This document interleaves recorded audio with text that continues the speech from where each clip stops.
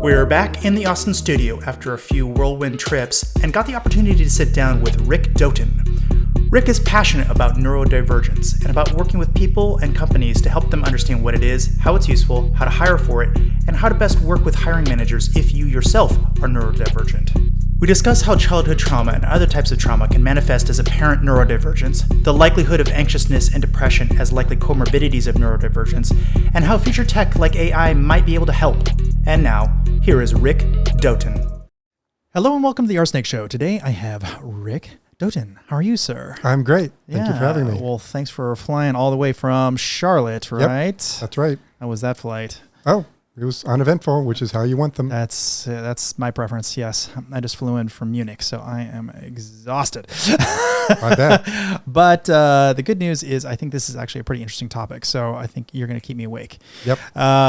So the other fun little factoid here is that you are the CISO of a Fortune 25, which I did not realize it was anywhere near that big. But we're not even here to talk about that. Nope. Which is you'd think like, oh, of course you're going to talk about that. And we're not. Yep. I love doing this keynote. I'm like, hey, and I don't have to talk about application security or cloud security. Isn't this great? And and I'm a kind of a fractional CISO within. I'm part of the health plans and the subsidiaries. You know, we have a global CISO who he knows that I get interviewed a lot and people just like to say, oh, the CISO of Centene. But yeah, just so that if Alan, you're listening, yes, I am.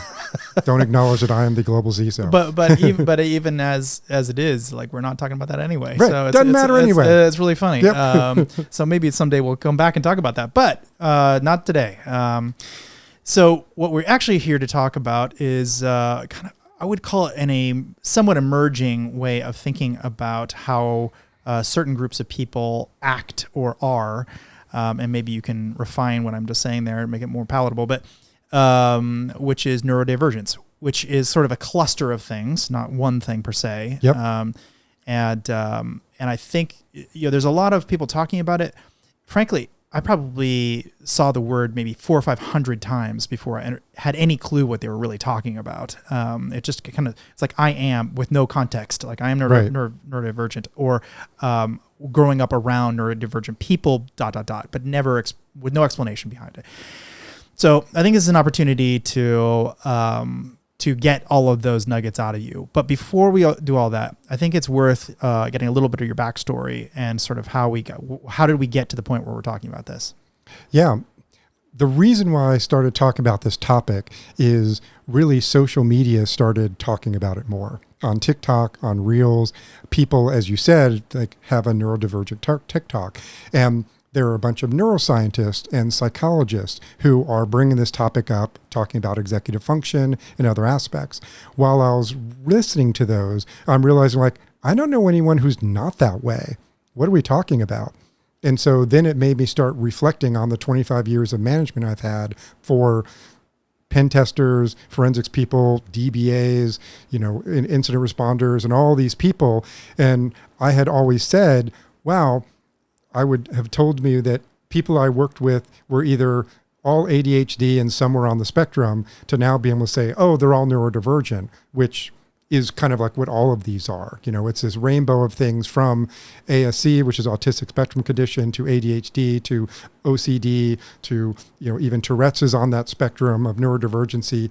And so anything where there is a specific change in your brain that's different than the average bear, we kind of lump that into that. The ones that we talk about most, of course, are ASC and ADHD in those. But because I had grown up in the industry as you have, being our age, like it really didn't exist in the 90s, and started running pen test teams from the late 90s to late 2000s and creating forensics teams and creating what incident response is and creating what third-party risk assessments is and all these things, we were just figuring out as we were going along. Nowadays, it's a very well organized and structured thing that people, and I was just talking to somebody today about it, can grow up specifically for one discipline. And I can go to school and I can be a pen tester or a incident responder or somebody who does policy and governance, where we all had to do everything because we didn't know it was a thing. And then it all kind of like distributed from there. So it's as I was going through all of these different roles and having different staff working for me that I realized that we were all special and we had these gifts, and some had real superpowers in it.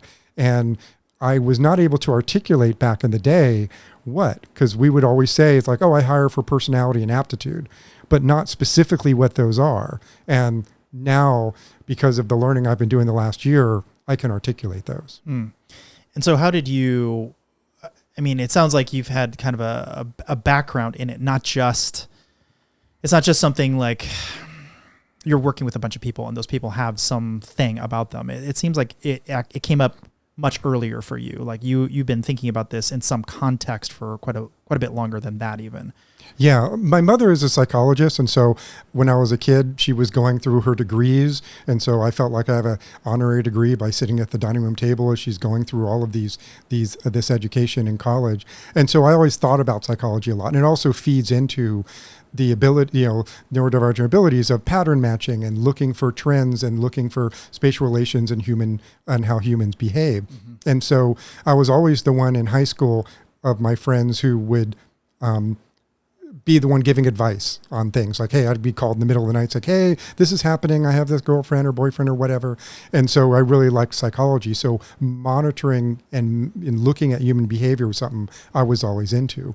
In a video that I have on my YouTube channel where I did a keynote on this topic, I started with a story about my 16th birthday, getting my driver's license, signing up to get a job as a dishwasher, and then how my friend and I, who, we went to school together, would quote Monty Python and be crazy about, going and hyper focusing on certain things, and that everyone thought we were weird. And when he wasn't there, I didn't talk to anybody. So I recognized there was something different about me early on. And I've been observing that ever since. And what about you do you think is different? I mean, if you were to try to self-diagnose, how would you describe? Right. So when I talked about this before I finally started doing this more publicly, I used to tell people I can now kind of classify folks as being on one side of being thriving in chaos, being able to do multiple things at once, run forward with little information, fail quickly, and figure out as you go along. And so not everyone can do that. And for us as pen testers, as incident responders, that's an important quality. Mm-hmm. Because we don't know what we're going into. Right. And on the other side, people that are single-threaded, afraid to fail, meticulous about every step, and they don't take that first step until they know exactly what they're going to do all the way to the end. And that's fine. Mm-hmm. They make great forensics people. Used to drive me crazy when I'm sitting on a box. Or DBAs, for instance. Yeah. When I'm sitting on a box in developers, I'm sitting on a box in a data center waiting for a hard drive to copy for 5 hours and then go meticulous to find one little needle in a haystack. That was driving me crazy. But there people love that kind of rigor and that kind of discipline. I'm more on the incident response side, right? I'm just like, what's this do? How did this happen? Let's go find this. Oh, that didn't work. Let me do something else. So early on. So that would be ADHD side, you'd say? Not necessarily, because they really blend. But yes, there is a traditional, when we get into, ADHD, which is autistic and ADHD, which I certainly am, there is the, autism side can either conflict or complement. So the conflicting often is, autism is you want structure, you want sameness, you want things that give you comfort. ADHD is novelty seeking, the explorer gene, I want something new all the time. And sometimes those conflict. I'm a very chatty person when engaged, but if I'm in a place and I'm not engaged, I am happy to be perfectly silent. And that's what I first talked about in that story when I was 16 years old, is I would go days without talking to somebody at work until my friend showed up, and then I'm excitingly. But while I was doing that, I was going back to the other thing we do, which is pattern matching. I was looking on more efficient ways to get the queuing theory of dishes through the dishwasher, of this, cafeteria style line. I worked at York Steakhouse, and how we put things on the left and they should be on the right. And whenever there was a long line, I was the one that they put on the register to flush the queue, because I knew how to get the change out quicker and do it all in my head a lot more efficiently. So we're always looking to do things more efficiently and better. Interesting. So, okay, give me what you think the definition of neurodivergent is then. Is it really just a cluster of anything that would put somebody outside of the mean, or what does it look like?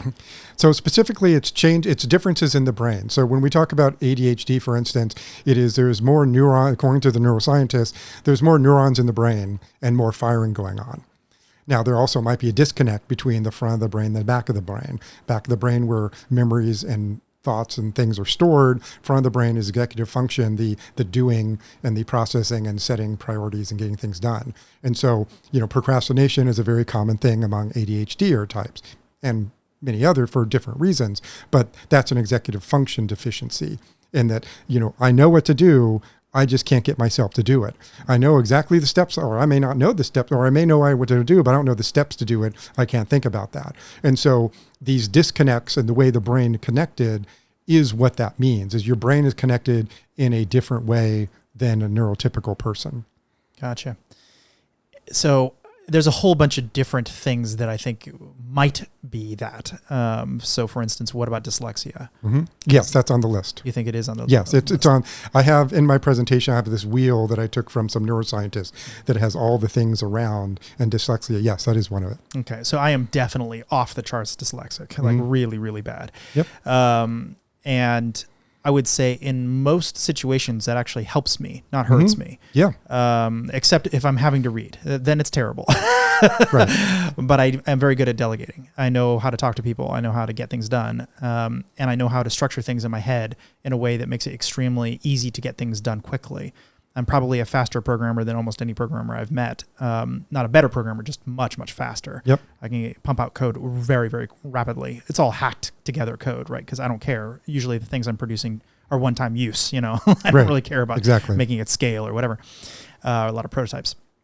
So in that sense, I think it actually is a benefit, not a bad thing. And I've heard similar things that if really highly dyslexic people end up being very highly placed in companies, for instance, because they're better off. They can delegate, they can talk their way through everything, and they're better at getting other people to do their job for them.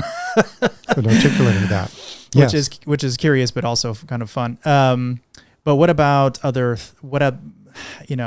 mentioned autism, for instance. Are there other things that are kind of very common that may be less obvious than like autism? Right.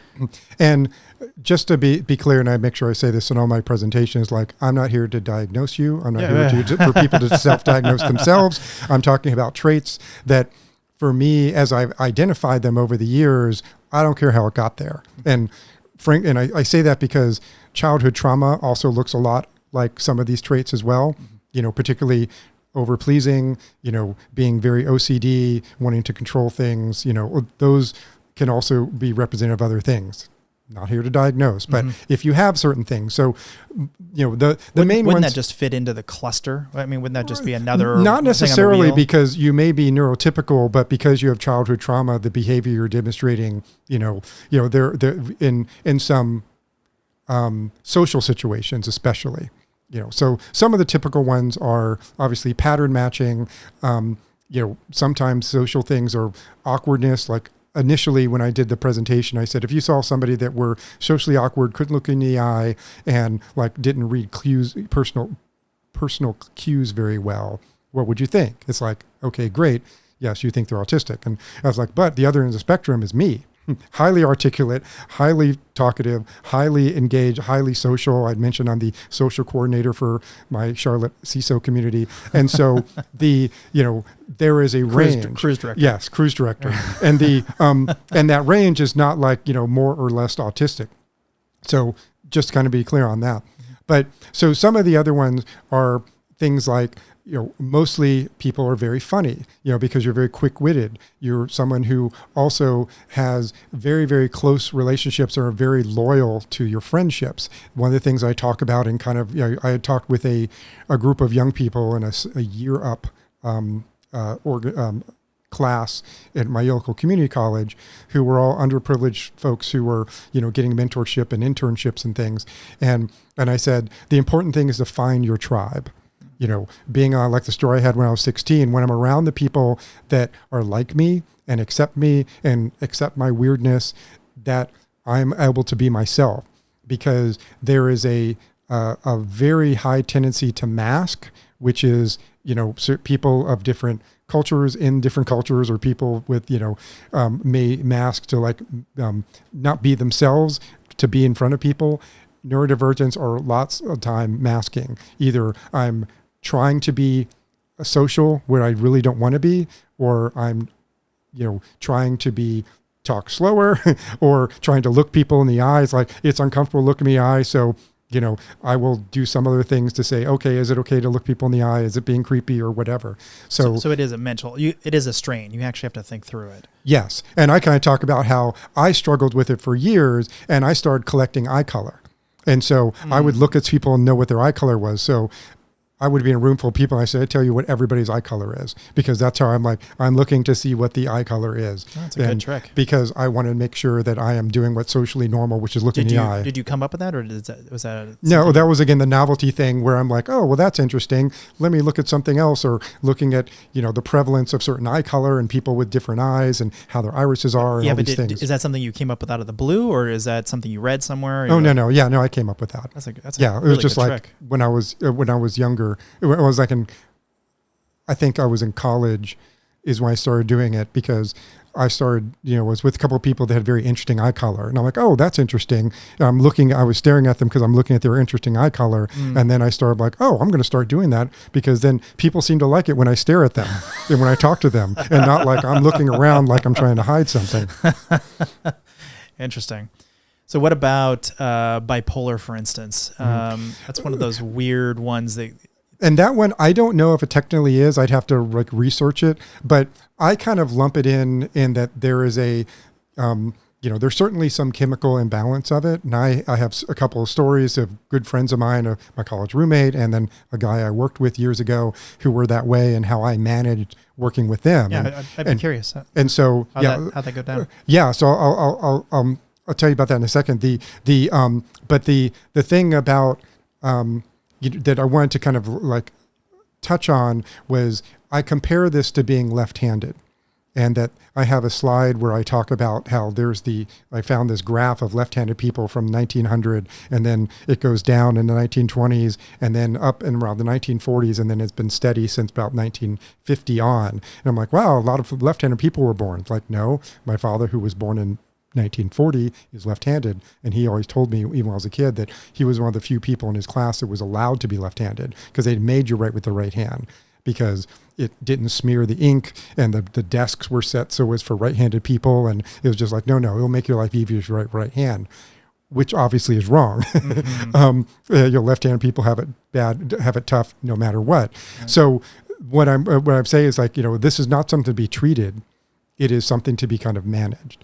And so going back to bipolar, is a lot of times people mistake bipolar for either, ADHD can be this, and also borderline personality disorder, where, one day you're down the dumps, depressed, can't get out of bed. The next day you're manic and you're doing your thing. Bipolar is longer than that. It's like days or weeks or longer, where you're one to the other. And I witnessed that first with my college roommate, who would just be like in a depression for like weeks, and I couldn't get him out of bed. But then some days he's like, for a while he's all productive and blah, blah, blah. And we go do all these different things. And so I told a story, and I didn't correct it for bipolarism. I said, yeah, when I had my boss was bipolar, because I was used to it, I'd walk in every morning like, who are we dealing with today? I mean, I would just interact with him and say, hey, what's up? How's it going? What are you doing? Everything. And if he's like grumpy and not doing anything, I'm like, okay, great. I'll leave you alone. I'm available. I'll let you do things. But if I come in and goes, hey, yeah, no, we're doing this thing. And it's like, great, we're going to get stuff done today. And we would get like 2 weeks worth of work done in 8 hours. It's just like hardcore, like work till 10 at night, because he's productive and I'm going to focus on that. So it's little things like that where I'm like, all right, one of the tips that I give when managing people with this, or yourself, is manage energy over time. And so if you are up and productive in the morning, do all your important stuff in the morning. Or if you're going to go through lulls throughout the day, don't fight it. And so it's like, when you're unproductive, someday you're going to wake up, and this is where, like, ADHD may have one day you're kind of like not motivated and can't get anything done. I'm not going to get out of bed. I'm just going to, scroll TikTok all day. And then the next day you're like really focused and get things done. There is a t-shirt that was from a joke that somebody had that I made for my presentation that says, strengths, works well under pressure. Weaknesses, doesn't work any other way. So, okay. I actually really like this idea of managing energy. If you have somebody underneath you who you think is bipolar, I really don't think they're going to be super well suited for anything like operational. But for, let's say, programming, it'd be something, it seems like you think they could be managed quite easily by managing when they're strong. Well, it also depends on the person and how long they've kind of managed it. You know, my college roommate self-medicated himself. He was an alcoholic. He smoked marijuana every single day, and he did use ketamine. My mother at the time had said, like, yeah, you show me what addictions you have, and I'll tell you what your mental illness is. And he was one to kick you up, one to put you down, and one to stabilize your mood. And so a lot of people with the ADHD use caffeine, energy drinks, because essentially that's what stimulants, which ironically like gets your brain occupied so you can focus on things. It doesn't sound like it would work on paper, but it works. My funny story is my brother, who wasn't diagnosed with ADHD, he's 5 years older than I am, until he was in his 40s. He said that he told me a story. He goes, now I remember when I was in high school in the late 70s and my friends and I, like, we all got some speed and we were taking speed. My friends are like, oh, wow, man, this is cool. And he's like, I've never been more clear and alert in my entire life. So that's how Adderall works. Exactly. So what's the idea? It just makes your brain so occupied that that's the general sense. Again, I'd have to go look it up. I'm not a psychologist, but that was the thing, because I looked up to, I said, someone's going to ask me this, right? And but it does work that way. But so going back to like the bipolar versus like ADHD, you know, it's how does the synchronization, as you kind of said, going back about the success of people. And when I was doing the Year Up presentation to the college students, the woman who brought me in said, wow, it's amazing that you're, you know, neurodivergent and yet you're so successful. And I'm like, I don't think you can be successful unless you're this way. You know, I mean, if you look back in history, there was a paper that I referenced from University of York, UK, that went back tens of thousands of years. And they kind of said the words, you know, autism is a evolutionary advantage. But it's a societal advantage, where somebody 10,000 years ago watched how the sun went across, like, hey, if we plant the crops here, this will happen. Or, hey, if we follow the animals this way, we're going to get this thing. Or, hey, if we build stuff this way, you know, pyramids, you know, you try things, you fail. You see the evolution of pyramids in Egypt and in Sudan. And it was like, oh, this works better. It's like, these are people who were outliers in their community that helped evolve their society. And you look at every musician, Bach, Beethoven, Mozart, every inventor, Leonardo da Vinci, etc., every artist, Michelangelo, all blah, blah, blah. Congratulations, all of them were autistic, either and neurodivergent in some way.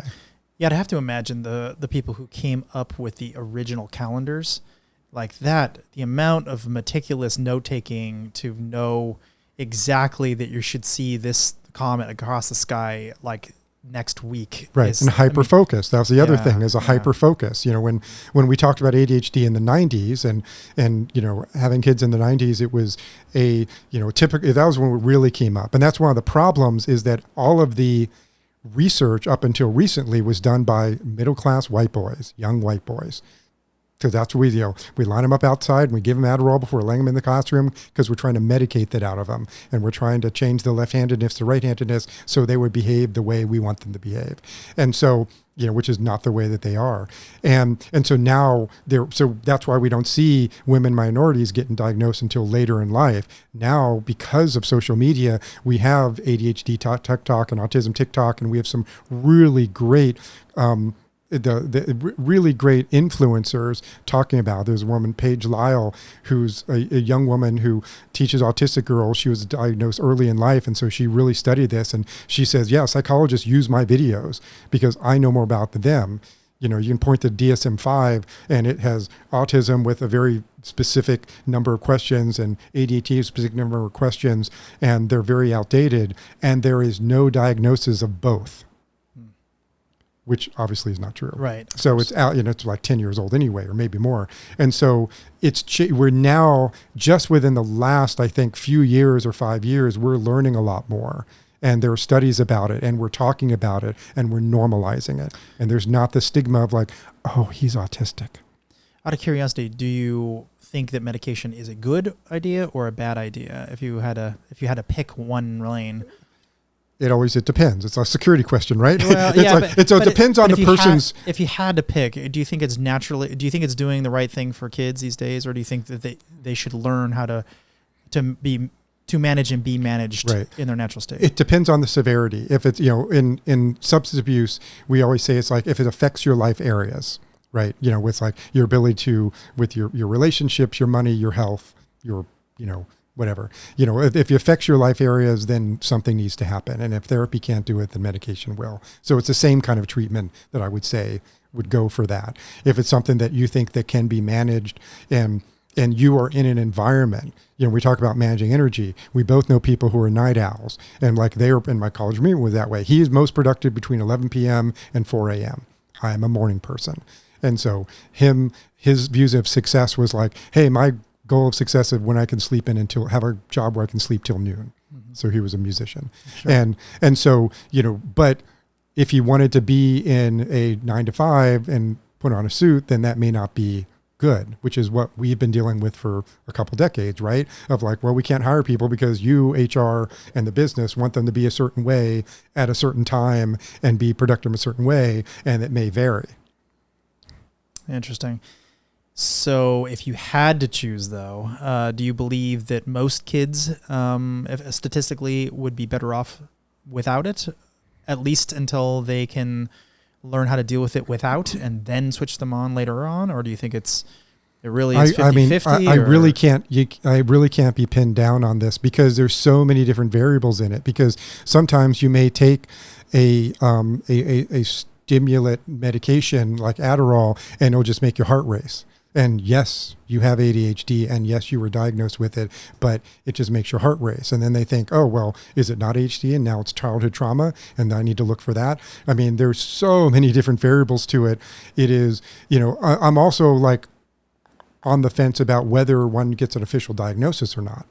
Like, I'm not officially diagnosed, but my therapist says, like, you know more about than I do, so I believe what you say. And I just go to her once a month for a checkup, which everyone I recommend doing. But, we talk about this, and I said, because there might be a benefit of getting the patch and saying, hey, now I get considerations. I can wear headphones if I'm overstimulated. That's one of the traits. Or understimulated, that I need to have music on all the time because otherwise it quiets my mind, or IAPs in schools and different considerations. It is considered a, you get considerations at work if you have that. But for me, some people still have that stigma. It's like, I don't want to have the patch and people know that I'm this way. And a lot of people I talk to that, I talk about this topic and they're like, oh, wow. It's like, I don't think I'm that bad. I'm like, yeah, you are. But if you don't want to admit it, that's fine. And, based on social and other reasons.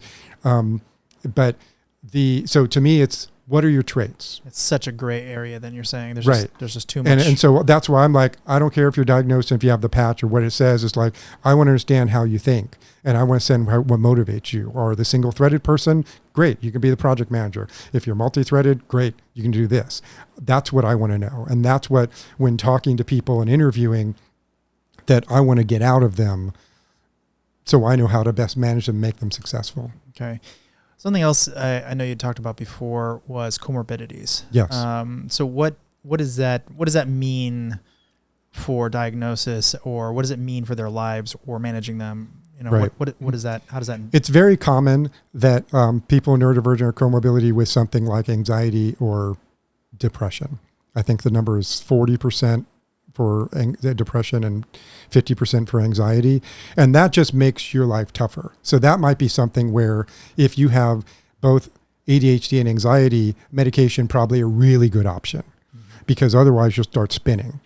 Because when you start thinking, and when you start thinking like, oh my gosh, I can't believe I did that, and that's going to be a problem, and because we are generally very hard on ourselves, and then it's like, what I'm going to do, and then you get to the point where then the anxiety kicks in. It's like, well, but if I'm not going to be able to do this thing, and no one's going to like me, and if I fail this, then I can't do this, and I can't go back to jail, and blah, blah, whatever. You just start spinning. And we all have the people who are just like, they start spinning and thinking of stuff, and you're like, oh my gosh, I need to calm them down, de-escalate and redirect.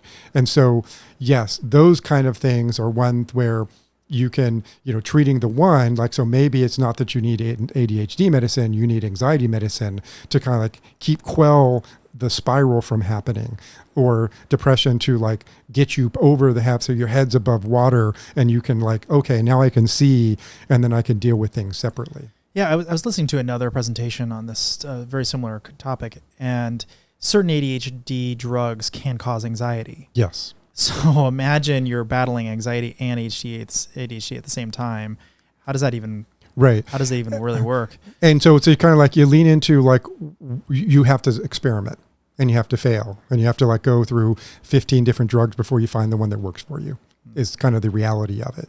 And that's where, okay, I would probably personally, I'm leaning towards like less about medication, just because there are so many complications, is that it's really easy if you don't advocate for yourself about what I want and be able to say, hey, I was on this for 2 days. This is not working. Try something else, and be persistent about that. Then medication may not be successful for you because you'll be stuck with something that is worse. Yeah. But to push back on that a little bit, a lot of people are just not very self-aware. So especially in that early phase, they're not used to the drug. They're uncomfortable with the diagnosis at all. And then you throw drugs in there, and then you throw multiple drugs and multiple variants. They could have just had a bad day that day. Maybe they ate some bad fish or, whatever. It's not actually, related to their stomach issues that they thought they had. And now they don't want this thing anymore, but it's totally unrelated. And there's so many variables in a human's life that giving full autonomy to somebody to make their own decisions about what's working and not working seems a little, I don't know, frankly, just dangerous. I would. So I don't totally disagree with that. And that there are, but how you feel, and certainly these takes, weeks before they're effective. And it's like, hey, I'm not finding anything. I'm kind of exaggerating, perhaps like after 2 days, change it and that kind of thing. But if you don't feel better, then don't just accept that, I guess this is how I am now. I guess is what I really mean to say. Yeah, sure. But I remember a buddy of mine, this is a slightly different topic, but you'll see what I mean. He was on some drug and he's like, well, this drug absolutely does not work. It's never going to work. It's not doing anything for me. It was a weight loss drug. And he's like, okay, well, I'm over. I'm not going to take this stuff anymore. It's horrible. And then he went back to his doctor, like, I don't know, 6 months later for some other kind of checkup or whatever. And he's like, yeah, I got off that stuff. It sucks. He's like, no. That was the starter dose just to make sure you weren't allergic. Right. Like, we haven't actually put you on the real dose yet. Like, so that. Well, communication is important as well. With your provider. Yes. Yeah. But I'm just, that's when the self-advocacy goes overboard and people are just like, I know what my body's doing. I know what's not doing. And, right. Yeah. So that's in the overconfidence thing. So what another trait that we have is, harder on ourselves, not one who, highlight certain things and never think are good enough because you're always trying to improve. And so what I have a lot of friends who are in staffing firms, and I say, when you're interviewing a neurodivergent person, they're going to underplay their background. They're not going to exaggerate. They're not going to boast about themselves just because we never think we're good enough. And we always know there's someone smarter. So why am I going to say that? I'm not really an expert. Like, what are you talking about? Back when I was doing running pen testers, it was 20 years ago, we'd interview people and we was like, he's like, how good are you at Nmaps? Like, I'm good. It's like, okay, well, if you're going to do a half open syn scan with blah, blah, blah, from feeding from this file to that file, output to this, what would the command line be? Put it on the whiteboard. And they would like struggle with it. And so I'm like, well, you said that you were like great at Nmap. And then I'd ask one of my guys and it's like, hey, how are you going to? It's like, yeah, I'm okay. It's like, if you did this, he goes, oh yeah, blah, blah, blah, blah. Because they're underplaying. Right. So kind of, I said, looking for someone who is boastful and arrogant is kind of like, because, and it obviously your minds may vary and not some people personalities are different, but traditionally, I find, and that's where we talk about when they interview, it's very, very hard, for lots of these reasons that we're talking about. Mm-hmm. Yeah. A lot of people I've talked to think these are sort of gotcha questions when I ask stuff like that. But I don't think so at all. I think it's just me understanding where they really are. I remember I had this one interview question I used to ask all the time, what's the, how do you make an HB request in Perl or something back when Perl was a big thing. And the guy's like, oh, you could do it like this or whatever. Or it was something about CGI. Like, how do you like make a small CGI script to take some input or something? Very simple, right? You've written 100 web apps or whatever. Just write one right here on the, in front of me. And so he starts talking about using, I forget what it was now, maybe CGI PM or one of those. I can't remember. And I'm like, oh, I'm surprised you chose that.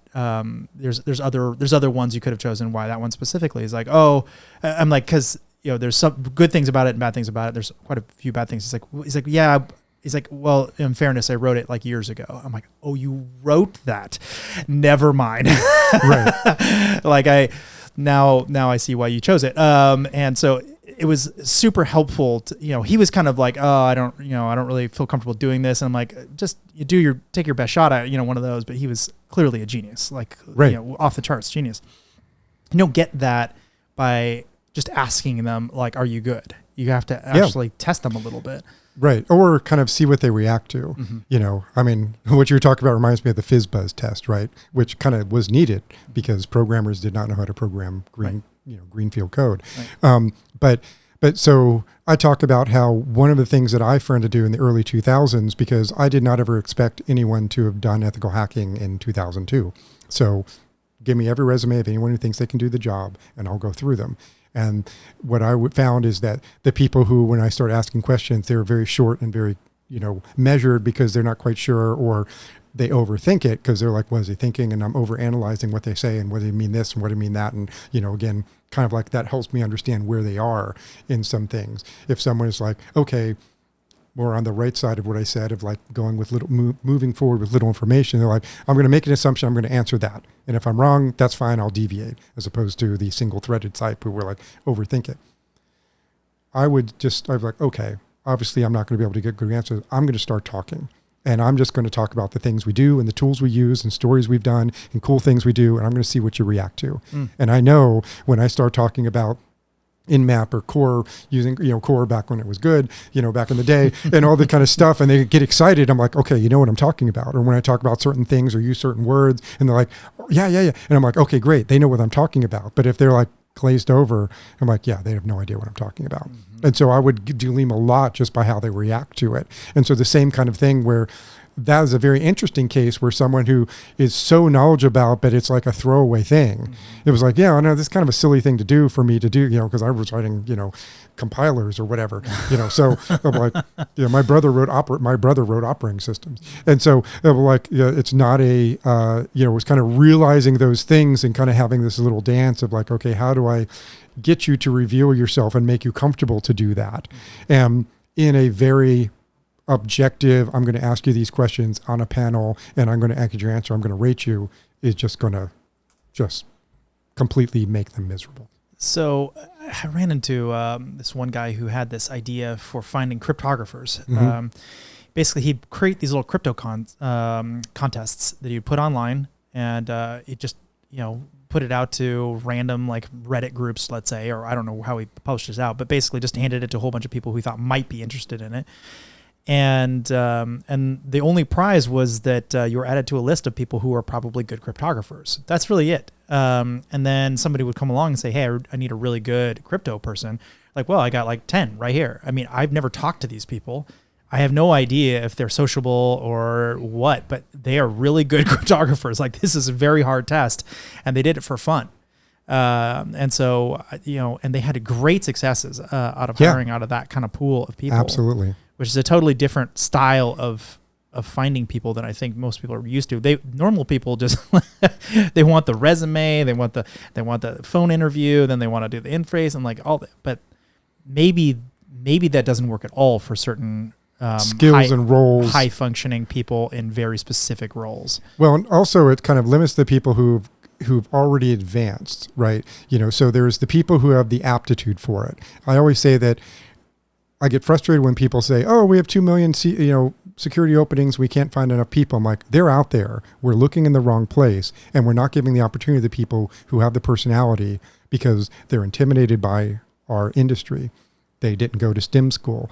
They don't have, they're never were good at math. And it's like, there's a rainbow of different roles within our industry that takes every certain type of person. And someone having the opportunity to be able to do that. What you were saying reminds me of remember Matasano 10, 15 years ago, they was like, hey, you're going to do these tests and you go through the 10th level and that's okay. Exactly what I was talking about. Yeah. So just like we'll take all comers. And if you can if you are hyper focused enough to play around to get to the 10th level and make your own fuzzer to figure out this thing, then congratulations, we'll hire you. I could give a crap what you did, where you went to school. You could be a janitor now. Mm-hmm. I used to talk, there there is an aptitude test called CATA, C-A-T-A, came out of University of Maryland. And around 2015, both the US government and the UK government used it for cyber aptitude. And it kind of talks about if you think fast, think slow, where you kind of fit in. So like I said, articulating the type of traits you are, not just, oh, you're the personality to be a pen tester. And the UK, when they famously, and I've heard a couple other people tell the story as well, they famously said, all right, we'll take all comers, anyone who wants to come into GCHQ to be a cyber person, take the test, we'll take the top 25, put them through training, and you'll be an intern with us. And the first year, the top scorer was a janitor, and the next year it was a bartender. And so it was like, this is like the equalizer. It was like, you may not have even grown up with a computer, but if you have the right mindset, that's easy to teach you. Mm-hmm. And so with that, what Manasana was doing was they were, taking the people who already were like usable. Like, hey, if you can make these things, I'll just point you at a problem and you already have the skills. But then there's a layer below that like, I could teach you this very quickly and you will be really good at it. You just didn't know this was a thing. So is there a particular set of jobs where you're like, this type of someone with autism or ADHD is just really, really like well suited for? Is there like this particular job function? You're like, I'd put him here. Oh yeah, I'm certainly pen testing and incident response are in that. So you say pen testing, and to me, pen testing means two completely different things.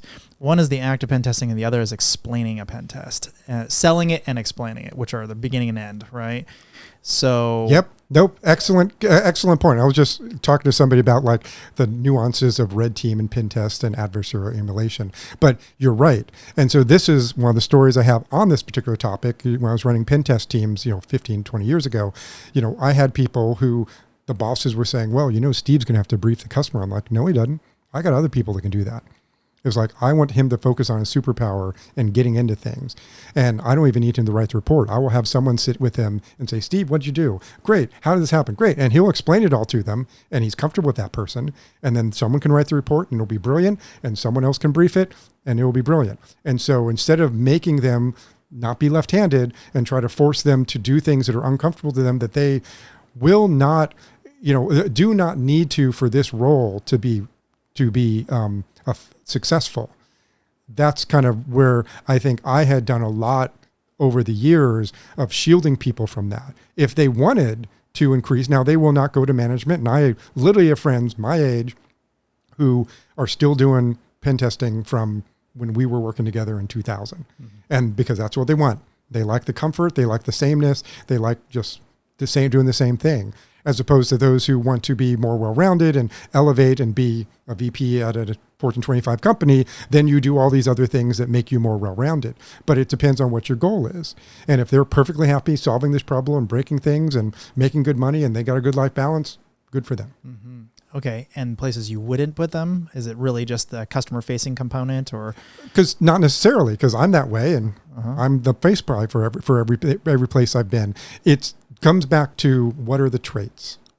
And so you may have people that are very chatty that may not be as good at, I'm obviously was not the best pen tester, or else I wouldn't become the manager of and the face guy to them all. But having been one, I certainly know how to scope one. I certainly know how to explain it to the customer. And I certainly know how to talk the customer down from the ledge when something goes wrong and they blame the PIM testers. I know you've been there. And because we know all the things, it's like, yeah, we didn't even touch that switch. Everything ever went perfect. What are you talking about? We didn't even touch that switch. It's not our fault. And I can even have my guy look and show you what happened. It was an error that was in a configuration thing that you had nothing to do with us. But if it did, then aren't you glad it broke while we were doing it? You know what happened, and not when no one was doing and looking at it. Mm-hmm. Exactly. Okay. So at one point, I think it was before we got in here, you were talking about hiring people, and there's certain types of questions that seem to elicit better replies. So you'll, I guess, not auto-select them out, but otherwise potentially maybe even select them into certain roles. Could you dig into that a little bit? Right. So it's kind of what we were talking about is, we struggle, particularly in big companies, with our talent acquisition process and our HR department because we have, it has to be this high to ride the ride. There's certain bands for certain pay grades. And, this person who has no degree and 2 years experience, but's brilliant, they can't make the same as a director that's over here that's, been in the business for 10 years or whatever. That's what we kind of struggle with. And so to try to be very objective for various reasons, whether you do contracting or government contracting, and you must have specific requirements for for customer needs, then you need to kind of have these measurements of this many years experience and degrees, et cetera, et cetera. So a lot of people are going to get very angry by that because they'll say, well, it's got to be a merit-based system. Otherwise, how do you measure it objectively? So right. And what would you say to them? Yeah. So that's where I'm kind of leading to is that, so yes, there is a reason why that is the way. And even though I don't like that reason and I don't care who comes in, and I'm not hiring people for that, that gets out of the way. So more of just against the very objective, and that I've been through and many of us been through, of just like, we're going to ask the same questions that are not about who you are and how you think and what you do, but what your experiences is, and nothing more than like what you already read on my resume. So moving away from that to the things that we were just talking about. Talk about how do you handle certain situations? How do you feel about certain things? What makes you excited? But how do you ask that question in let's say a form where you're not actually getting FaceTime with this person? Is there a... Oh, no, I would not do it like on a form. Ever. It would be like, really? it would be, there would be something that I would see in the person that they put in their background that would make me want to talk to them. And so just like, let me talk to them for 5 minutes. I'll tell them if they can do the job. Interesting. Because a lot of people feel like that 5 minutes would turn them off. Like, right. I can't work with this person. Right. And it's not scalable and it's not repeatable. And I understand it's not the right way of doing it. And, okay. And so I'm not saying this is the way, this is how I would do it. But maybe there is a way to extrapolate it, because I feel like there is this sort of the center section of the company. I don't know how to describe it exactly. It's not the very bottom. It's not the people, interns and like that. That's not that. These are highly, highly skilled, extremely talented people, but they're probably never going to get above manager, let's say. They might manage a team, but a small team, but they're never going to get to like director and senior director and so on. That we're just not hiring. We're just not getting them. And so we have all these chiefs on top, very few Indians, if any, and we're just sort of hiring consultants to fill in the middle section because we can't find them. And I'm thinking maybe maybe there is a scalable way. Maybe we just haven't uncovered that. So there are two challenges. One is like, what is the career path? And that is like principal, architect, engineer, fellow kind of thing. Yeah. The individual contributor, which but at a high level. Absolutely excel at. Right. And so a very big company have those programs and go through and look at it. When I was at Lockheed 13 years ago, we had fellows and senior fellows, and here we have principals and senior principals and even fellows. And so, so if you are not I'm not a management type, don't put me in front of people, I'm just a technical person that's going to go solve problems, great, there is a track. Not all organizations have that track. So that's one challenge that you're bringing up, which I agree with. The other is kind of, how do you get those people into an organization at that level and it's an excellent point. It's like we have to feed them in with the consultants, or else they'll go be consultants where they get to do it all to different companies and different industries and find novelty, and they may enjoy that kind of thing. But then there are some with that balance of like, I like sameness, I like comfort, I want to be in a company, this side of the rainbow, and I want that. I kind of feel that way, as I like the comfort of being in a very big company and the structure and the teamwork and the central goal. I've been a consultant and I've been a CISO and I've gone back and forth and I've been a virtual CISO throughout my career. And, I enjoy now being in a big company and having a team working towards a similar goal. But I also enjoy and think about being the virtual CISO and being like a grandparent, giving the kid back at the end of the weekend. Not my responsibility. When there's a ransomware, I'm like, hey, I'll get to advise you, but it's not my responsibility, and I can just kind of help out as it goes. And so how do we get those people into the company is something that the company is going to need to kind of define these certain roles that are attractive to people to come in, like a senior principal or whatever, distinguished engineer, whatever and titles that are cool that they want to be in, that among themselves, that there is this, hierarchy that they know of, and be able to be proud to say, I'm a distinguished engineer. And then with a pay grade to match. Right, exactly. Yeah. With the pay grade to match. And then be able to, so then it comes to, at that level, it's really more about they're rarely coming in cold. It is a reference. It is, I saw this person here. They spoke at this thing. I heard about this team. I talked to them because I was on the plane next to them. It is kind of like this untraditional way of getting in there might be something that attracts you. It's like, oh, this person is a thought leader that I need in my organization and be able to get in, because it's really, really hard to just go in cold for like you or I to just send a resume out. It's like, I want to be a fellow at a big company. I haven't sent a resume out to get a job. Right. Maybe 20 plus years. I don't know. Right. Exactly. and then also it's like in my story, and that is in 20 years, I've always gone into the company in one role and created a role that did not exist that suited me to be able to do what was effective for them every single time, including here. Yeah. So do you think there's some role in HR? Like, do we need to start saying, okay, you have like 20 HR people, like one of you needs to be good at this very specific type of hire. Like, we're going to train this person to be good at asking these kinds of questions and analyzing them, because I think most HR, frankly, almost, I say 90+% of the time are women, and they're expecting to talk to people who have the same sort of interpersonal communication skills that they do. Yep. And these people absolutely do not. And it might be the first time they've talked to a woman, maybe ever. Good point. Yep. And so they're nervous on top of being nervous. And also, not getting the right questions, so they don't even know how to answer. So it's like this massive gap, I think, between the people who are taking that first line set of questions and then, where what you really need out of those people. So there's kind of like my way and then probably the right way, which is not my way because it's not scalable and repeatable. What I always say is like, give me every resume of anyone who thinks they can do the job. But I'm also writing the job description.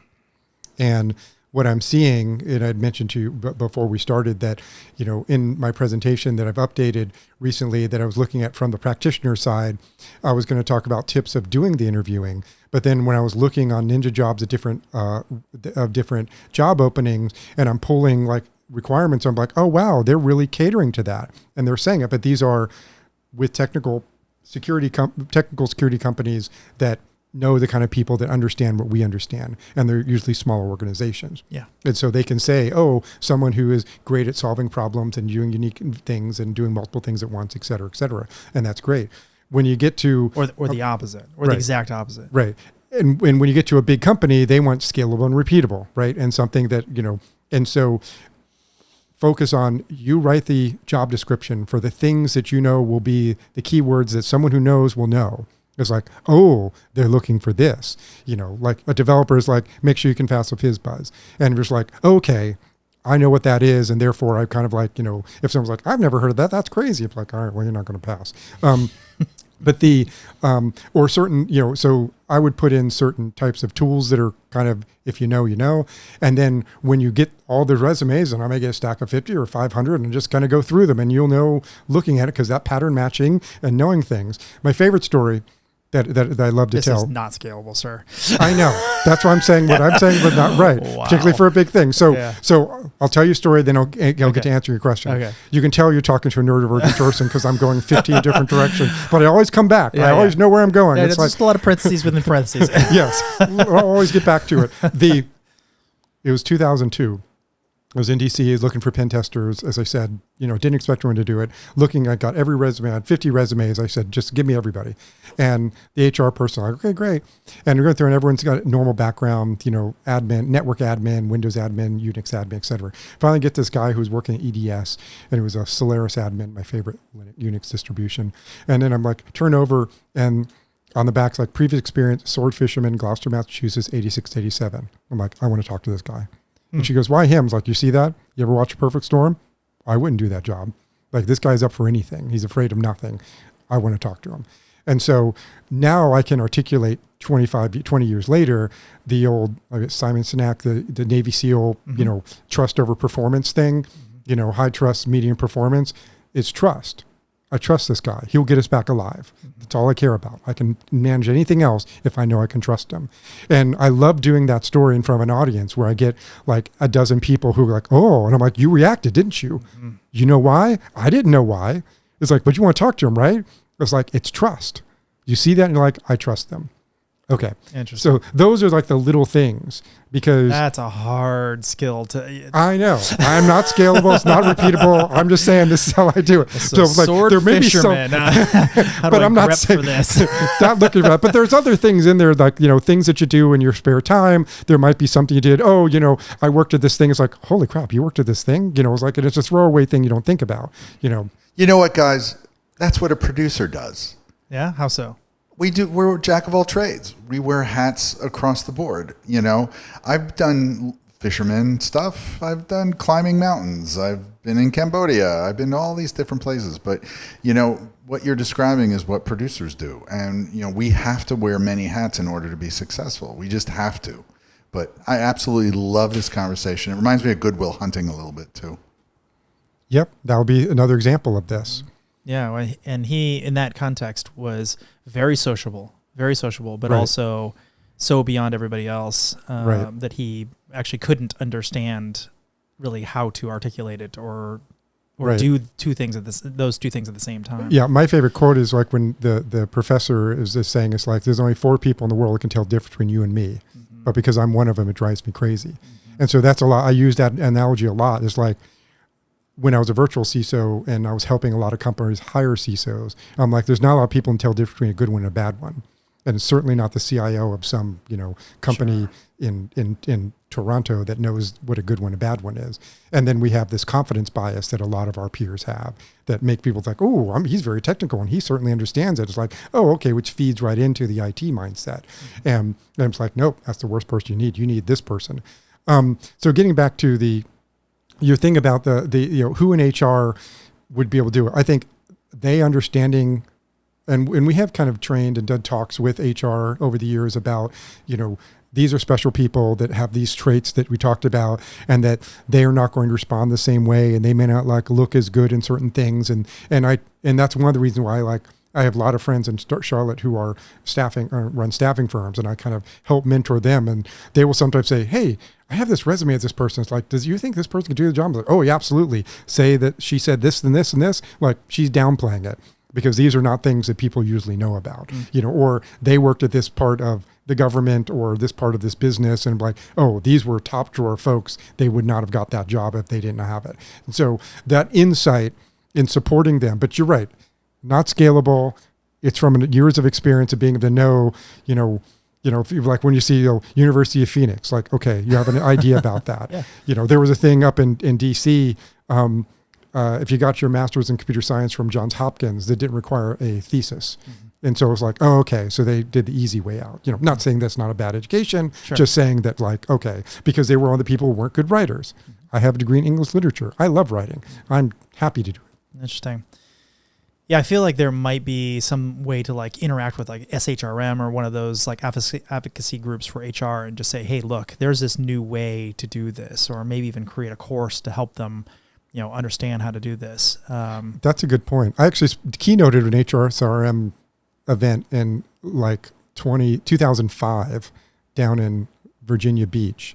And I think I was just talking about cybersecurity and just telling cool stories about things we did and things that we've seen. But that was a missed opportunity. I think so. Well, maybe not there. Yeah. I didn't know anything then. Well, no, but more importantly, maybe a conference is not the right avenue to do that type of training. Right.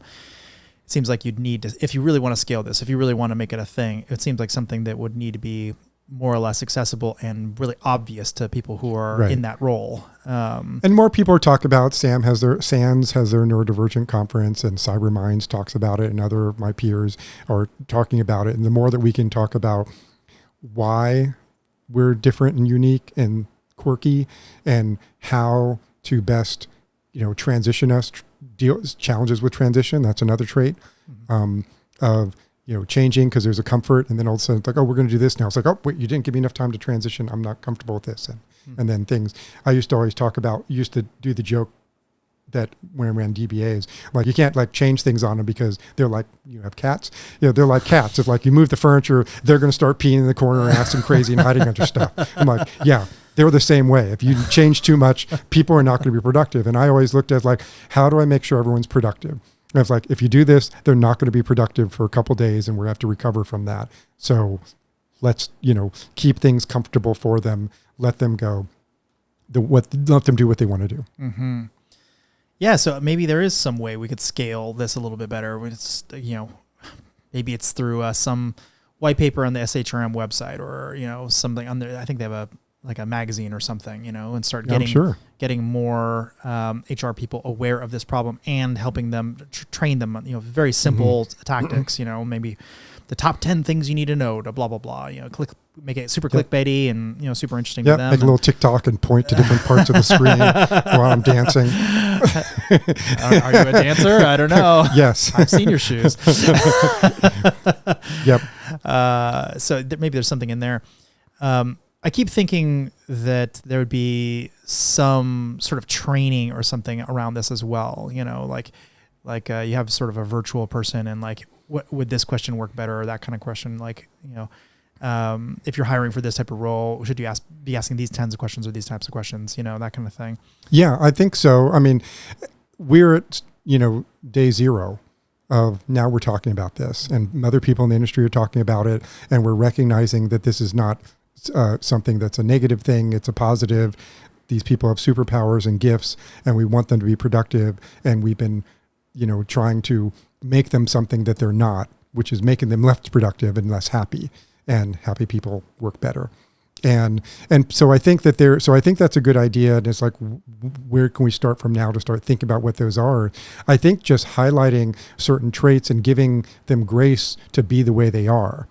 I told a story recently that wasn't in my original keynote about, I was, 15 years ago, I ran East Coast security practice for Verizon Business, and would review all my guys' expense reports. And one of my friends was in New York for a week, and I'm looking at expense reports like, dude, you got room service every single night.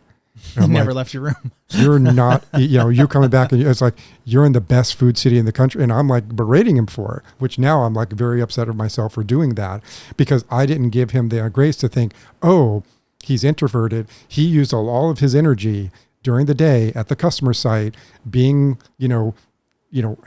being social and doing things and explaining stuff.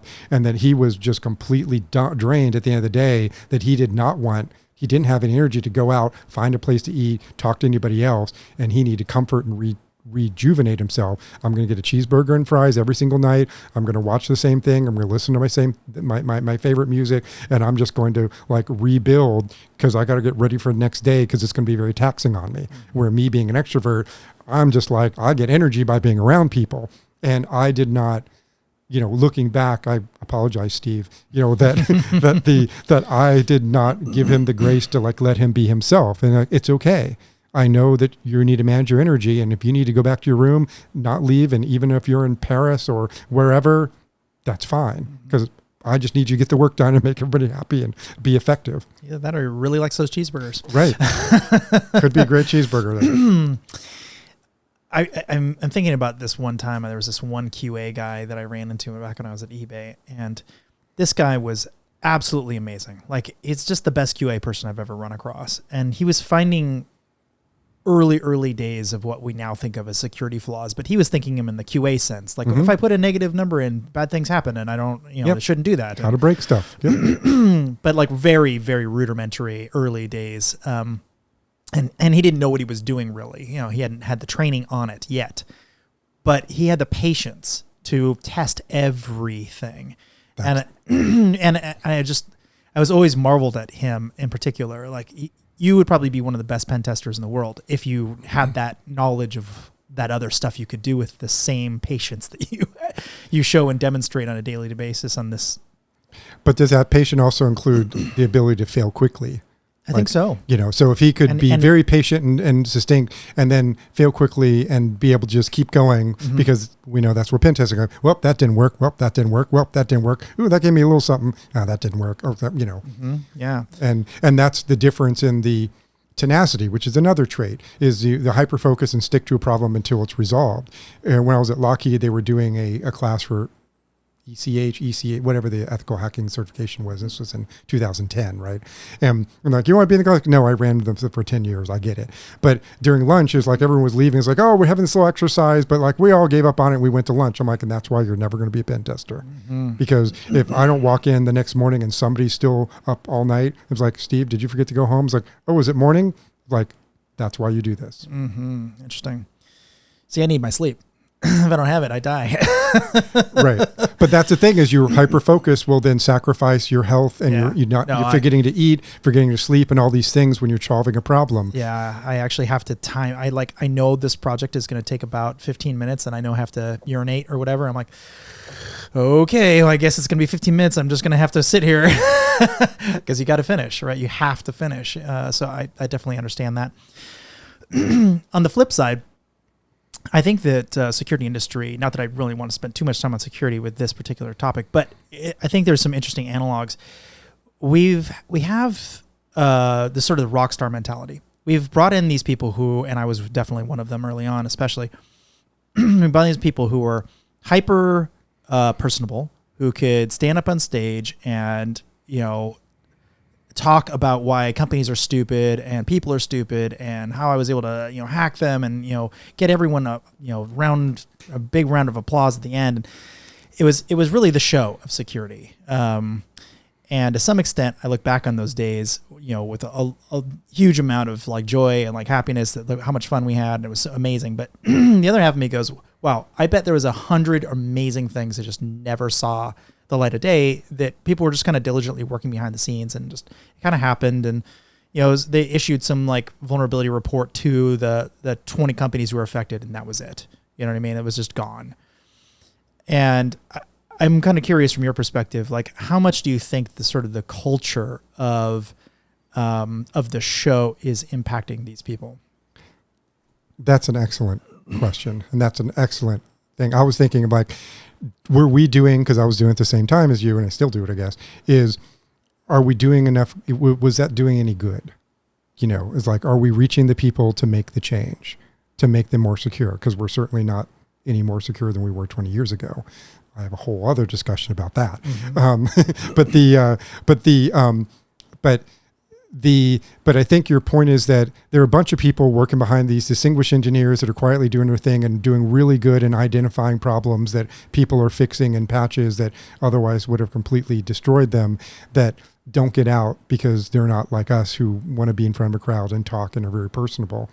I think that that's kind of the design of the system, is that you need the cogs that are doing the jobs, that are happy to do the jobs, that don't want to be in front of people, that don't want the credit for it. They just know that they and the people who need to know that they did it. And, one of my friends in Charlotte is a very famous CIO from JP Morgan Chase, Austin Adams, great guy. I moderate when he's going to do a presentation. I kind of like in his handler and do moderation and help us, keep on task and feed him questions and stuff. And he has lots of great talks about leadership. And one of my favorite ones he said is like, praise people the way they want to be praised. Some people want a parade and a cake. Some people just like in the corner, like, put your arm around, hey, that was really great. I appreciate it. Thanks. And so knowing how they want to be praised and how they want to be recognized is kind of one of those things. And so I think that, yes, it's a lot of fun. And did we do good? And are you saying, and if you're saying is like, do you think it's bad that we didn't like highlight those, unsung heroes that made these things happen, that we were just the mouthpiece and the face for? I think they would be probably perfectly happy and say, yeah, no, I would rather, do something very uncomfortable. I was trying to think of an analogy of, fingernails or something, than get up in front of a crowd and talk about this great thing that I did. So on the flip side of that, I remember I got this one email this one time and it's just stuck with me. Years and years has gone by and it's just stuck in my brain. It was a email from somebody, I think in Italy, I'm not 100% sure. And they were talking about the fact that me being in the United States is basically a massive privilege because I speak the language natively. I'm close by. It's easy for me to get to conferences. People know me because we just kind of run into each other all the time because we're around, the same sort of micro conferences or whatever. he's like, I'm not getting the opportunities, and I do amazing research, et cetera. I mean, he wasn't like being boastful. He was just saying like, this is super weird and unfair. And I just lost the lottery basically.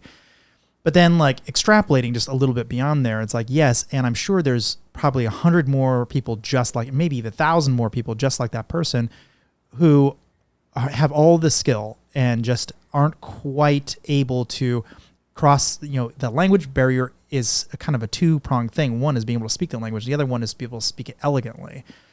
And if that's the case, what are we really talking about here? What are we optimizing for?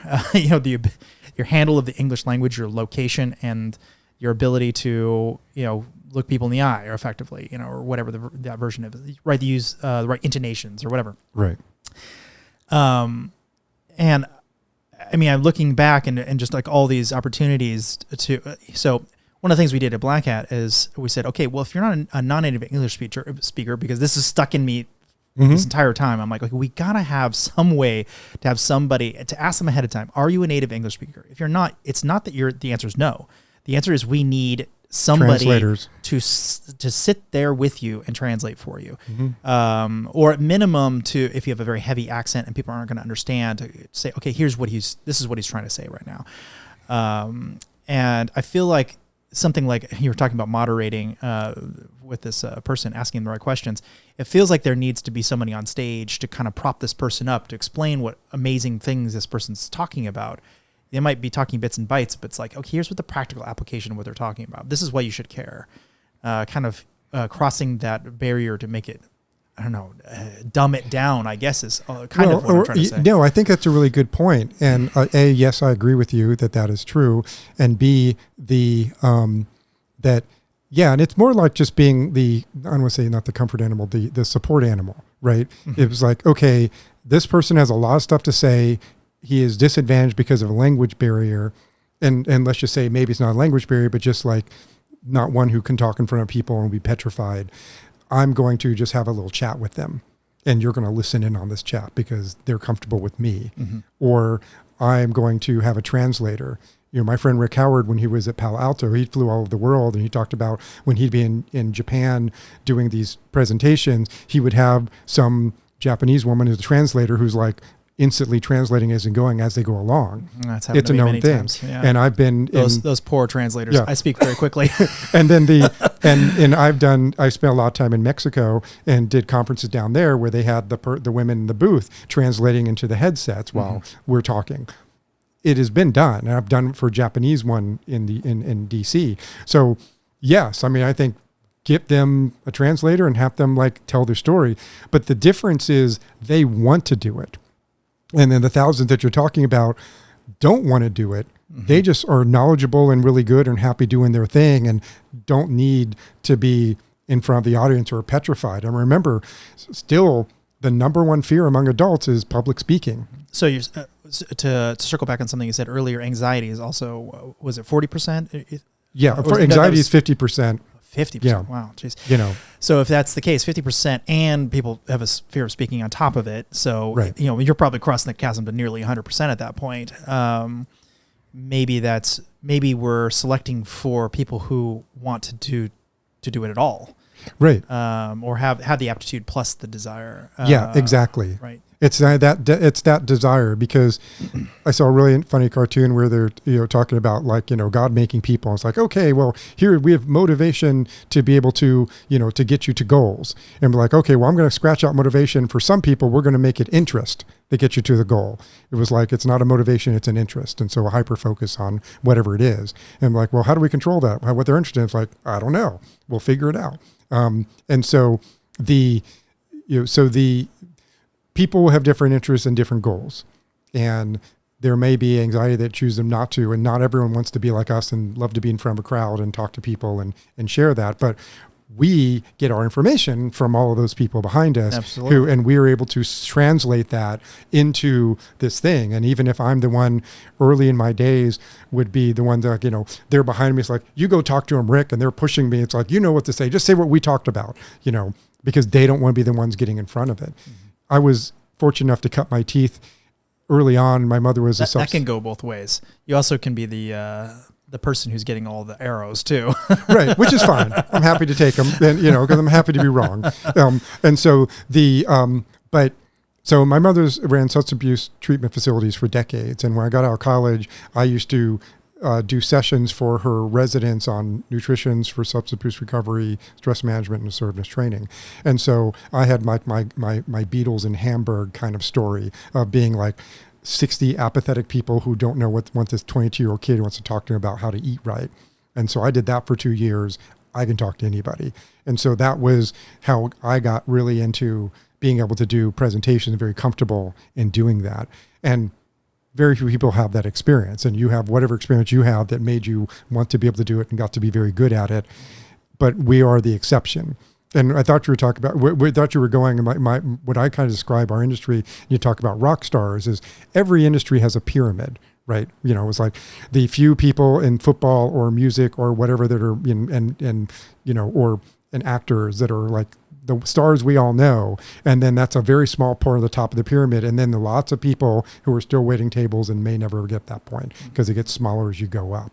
And that's just the reality of every industry. We can't all be rock stars. There can't be 500,000, bands that all are great.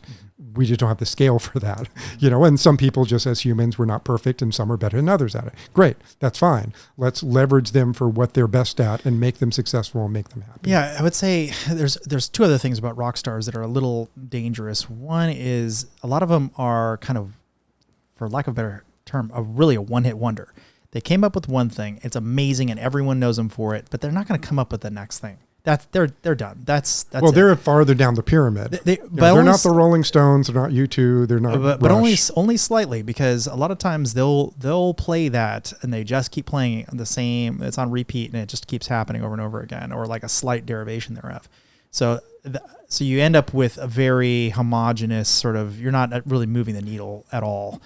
And then the other thing is, while they might be coming up with something new, maybe, and in fact, I think a lot of the people at Rockstars, they do typically, it is of the same ilk over and over again. So it's maybe it is moving the needle, but it's only moving it in one direction. And security, like many industries, has many branches and many different things you could be doing. Like even like knitting or something. And there's like probably 800 different ways to knit. You know what I mean? But if you always have the same person talking about the cross, hatch knit or whatever, and that's all they're doing, but new cool ways to do it, you're never exploring all this other stuff.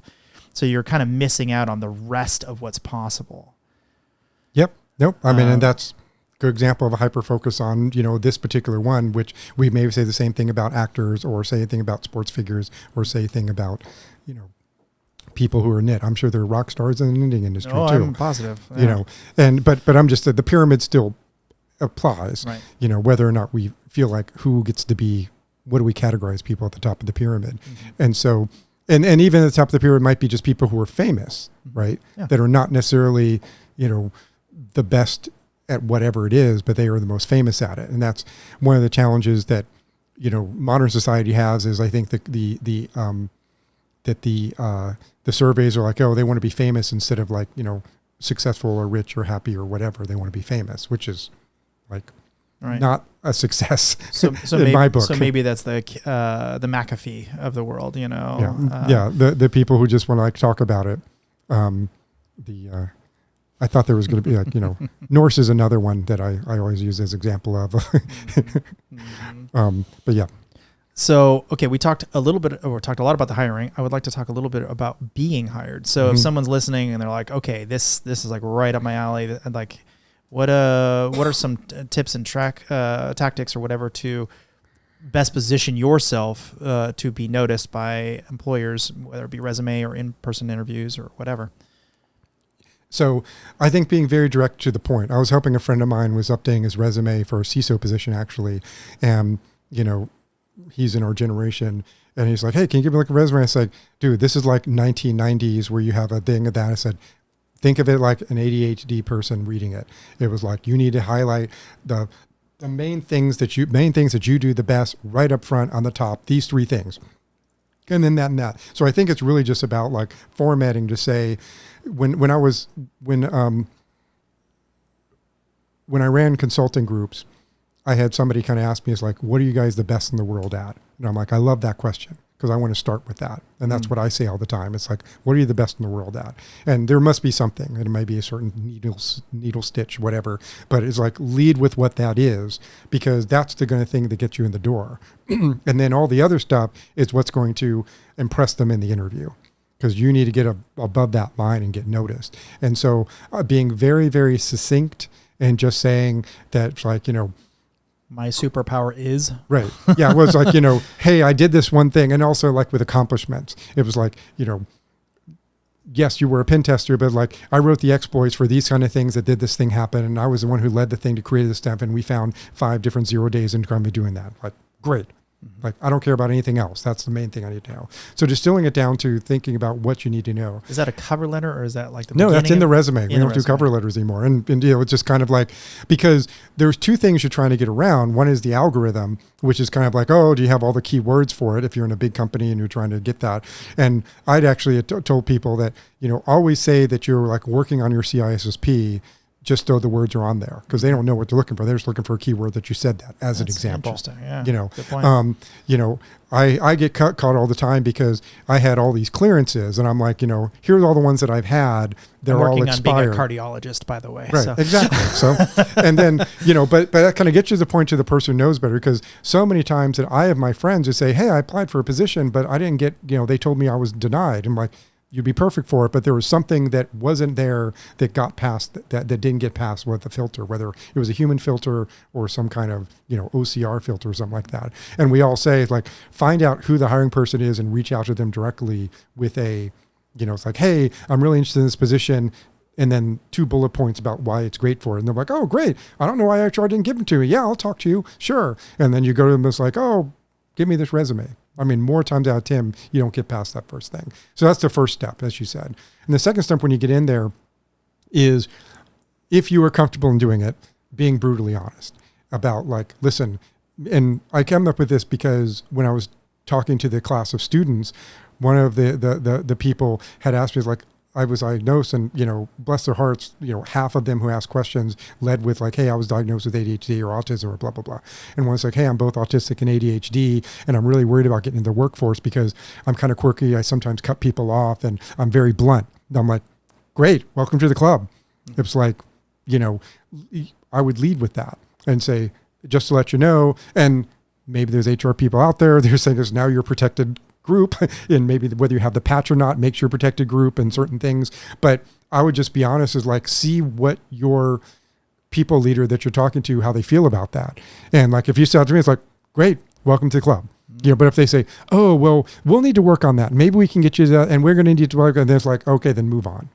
Because you're going to be selecting them as much as they're selecting you. Yeah, because so you want to go into your tribe that they accept you for who you are, and not say, that's great, but I'm going to need you to change to work for me. Okay, so you don't think that it's worth even bother trying to train your executive team on or whoever's your direct manager? In the meantime, yes, we'd love to do that. And happily, like in my company, I'm good friends with all of our all the cybersecurity leadership and Alan, our global CISO, and we talk about this all the time anyway, even before I was doing this. And all of them are very open to it, very much around. He goes, oh yeah, and even I was on a podcast with Jim Routh. And we brought this topic up while we're waiting for the upload. You know how that goes. and he goes, yeah, he always says, like, yeah, my people are a little quirky. You just have to deal with it. I'm like, and that's why you were a successful leader, because you accept them and let them be who they are. Mm-hmm. And so until we can socialize this to everybody, to they understand this is why people are going to order room service in the best food city in the world.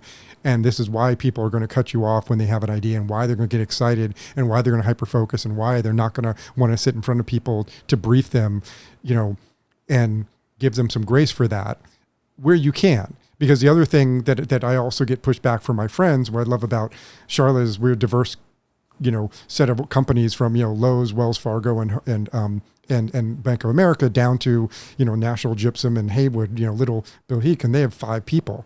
I can't have a junior person. I can't have like someone coming up. I can't have somebody who can't do all these things. Fine. Then you just realize that you need someone who can talk to the people, write the report, and do the whatever, just because you have too small a group. Mm-hmm. Again, your mileage varies everywhere. I was thinking as you were talking, another thing that popped in my head was you could just ask, like, well, okay, if I'm going to take a job like this, it really needs to be optimized around my skill sets.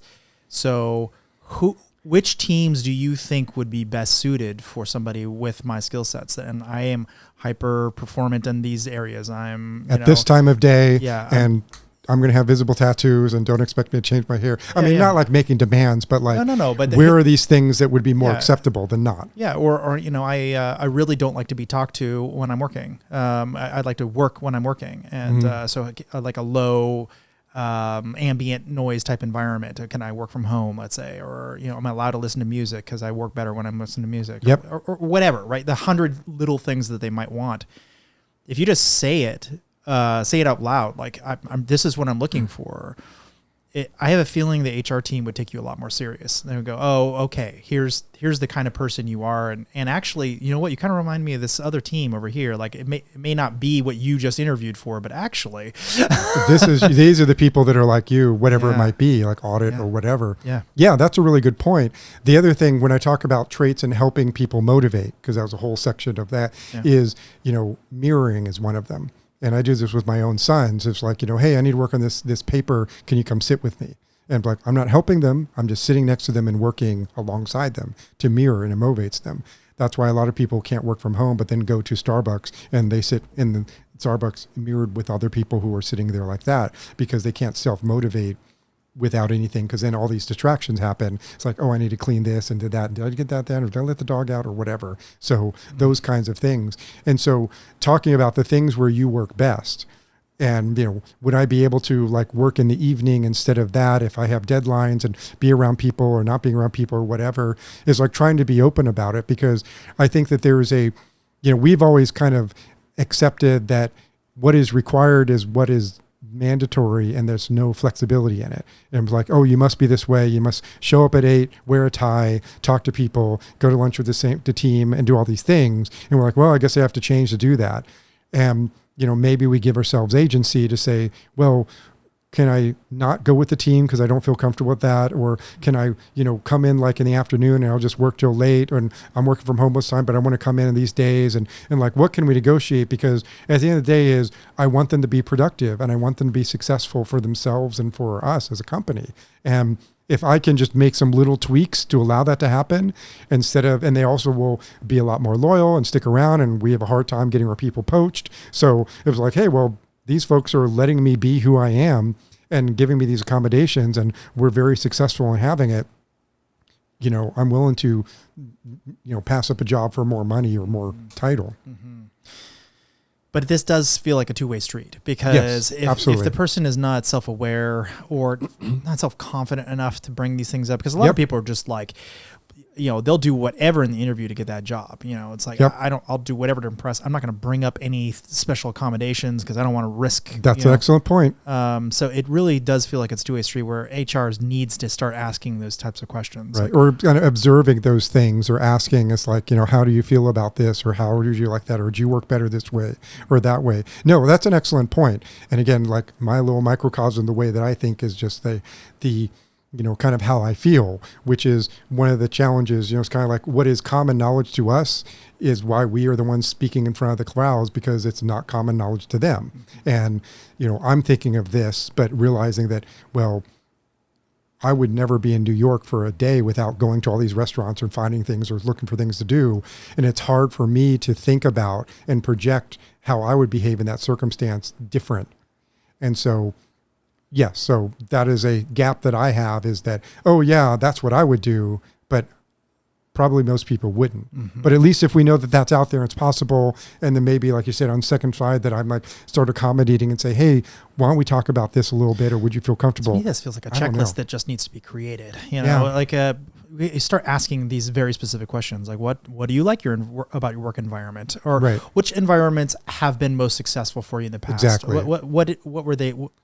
What were they like? And and they answer however they're going to answer, but they're like, oh, I work from home and I was very productive. Oh, why? Why was it at home where you were very productive? Or, oh, I worked best when I was in a team with somebody who was pair programming with me, or whatever random thing. In the bullpen, with all the people around. I remember that was what I loved about the early pen test teams, is we were all in cubes, and you'd always know something was going on when everyone's crowded around somebody. And you're like, because everyone's ready to jump in and help out. Yeah. And that can vary heavily depending on what your symptoms are or whatever we're talking about. Right. Because you also may not like want to ask for help or be comfortable in asking for help, but you know.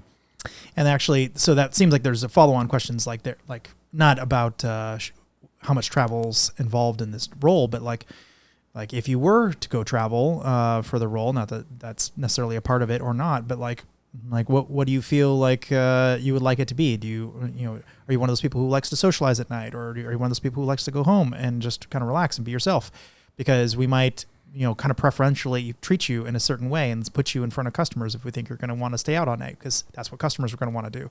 Or, if you're just going to like get in and get out, just get the job done, great. Well, we'll probably pair you with somebody who's more that sociable type who could go handle the customer, Yeah, because I've been with people who's like, hey, I'm going to be in bed by 8 o'clock. I'm like, cool. So we go to dinner. It's like, all right, I'm going to my room. I'm like, fair enough. Yeah. And I'm going to, but they get up at like 4 a.m. and they're productive. They knew that they were productive from like 4 to 8 before we go into the office and they get everything done they need to do. And I don't know how much of this, like the HR people may be listening, is like, oh my gosh, we can't ask that, or that's too personal or whatever. And certainly in other countries, you can't ask that kind of thing. But we're pragmatic and we're problem solvers, because that's how we're like, well, it needs to be something like this, and somebody else figure out how to make this happen. Yeah, right. But I think there is a way to do it that is HR appropriate. Yeah, of course. Yeah. Yeah. So maybe I'm not wordsmithing it quite right, but this is first iteration. It's the rough draft. Yes. So I went and I found sort of a list of things that I'd like to talk through with you, just to make sure that I think you'll probably agree with all of this, but on the array of attributes that would project that this person is likely neurodivergent. Okay. So fixations, abnormal or flat speech, could be noise sensitivity. Yeah, that's a big one. I'll be curious to hear more about that one. Social difficulty. That's kind of what we've just been talking about. Anxiety, as you said, 50%. Abnormal posture, which I had not heard that one, which I thought was interesting. Yeah, I can explain that. Yep. Poor eye contact, which you talked about at the beginning. Tics and fidgets. Yep. Stimming. So we'll talk about that too. Aggression and depression. Right. And so those are like the executive function of, because the managing of emotions includes like, the procrastination thing of like, I don't know how to get started to do this, is also like, I don't know how to regulate my emotion. That's an executive function issue as well. The other thing that should be on the list, that I would add to the list, is time myopy. Anyway, time blindness sometimes, there's like, you think it's going to be a lot longer or a lot shorter. There are some people who are like, oh, I can't do that because I got to do this today. I'm like, yeah, but that's going to take you 45 minutes. But they're going to be anxious up until the time they do that 45-minute thing, and they don't want to be distracted for it. Or they think it's going to be, it's like, oh, I'll just do this in 5 minutes. Like, yeah, this is a 3-hour thing. So the understanding of kind of like how long it's going to take. And I think that's the one thing that, as I've mentored people about time management, and I'm very good at getting a lot of stuff done in a short amount of time, and is like, it's understanding, okay, these are the 5 things I need to do. And yes, there's the Franklin Covey, prioritization and time and importance kind of thing. But it's like, this is going to take me 5 minutes. It's going to take me 10 minutes. It's going to take me 2 days or whatever. Once you know what those are, and sometimes I'd start a task to get to a point where I'm like, okay, yeah, I'm an hour and I'll be finishing it. Now I'll put it aside and I know what the time is on that. Is one of the things that for me being productive is knowing how much time, and then going back to the like, I work well with people work well with deadlines, because that's the hyper focus that I need to be able to do something. When you know the time better, then you can get it done sooner. Okay, so the fixations, I think we kind of understand that one. The flat speech, you didn't seem to like that one. Why is that? Well, I think there's on the autism side, there might be the flat affect, which is kind of, in psychology, my mother used to talk about that, which is just someone is like from a emotion, it's maybe an emotional regulation thing, where they're just kind of like very monotone and very flat. And that may be like the exception and not the rule. Like when we said before about, we think of autistic people as being non-social and all this thing. It's like, yes, that is percentage, but that's a small percentage of this much bigger one. So I would kind of put that in a smaller percentage. Okay. So noise sensitivity. Yeah. That one seems pretty common. Yes. Overstimulation is a common thing. And while you sometimes see autistic kids wearing headphones to block out noise because they can't focus, because, think about, all these neural connections that are going on in their brain, and their eyes are like stuck open, their ears are wide open, and they're just like, I can't focus because all this stuff is going on and I'm trying to process all of it. Yeah. Or the opposite, where I need to have, like you kind of said, I work better with music because I need to have kind of like the Adderall thing, something to occupy the parts of my brain so I could focus the other parts of the brain on something else. Interesting. So abnormal posture, that was another one you picked up on. I'll turn to kind of demonstrate. It's it's about the neck going forward. So that kind of thing is that there's a tilting of the neck forward that they had kind of found a pattern of people that were autistic kind of had their neck forward instead of like up and straight. And I don't know why, I don't know how, but that was like, you'll see that pattern a lot in the way people just kind of how they stand. Is it a growth issue? Is it how their bones grew, or is it they were literally born like that? Yeah, no, I don't know. And it's not that they can't, that one cannot stand up straight. It's just like, it's just the way that instead of like feeling like you're completely erect and your shoulders are on top of being the yoga teacher, your shoulders are on top of your hips, on top of your feet. It's kind of like your shoulders kind of slouch, your head's a little forward. I think you just described every teenager. Yeah.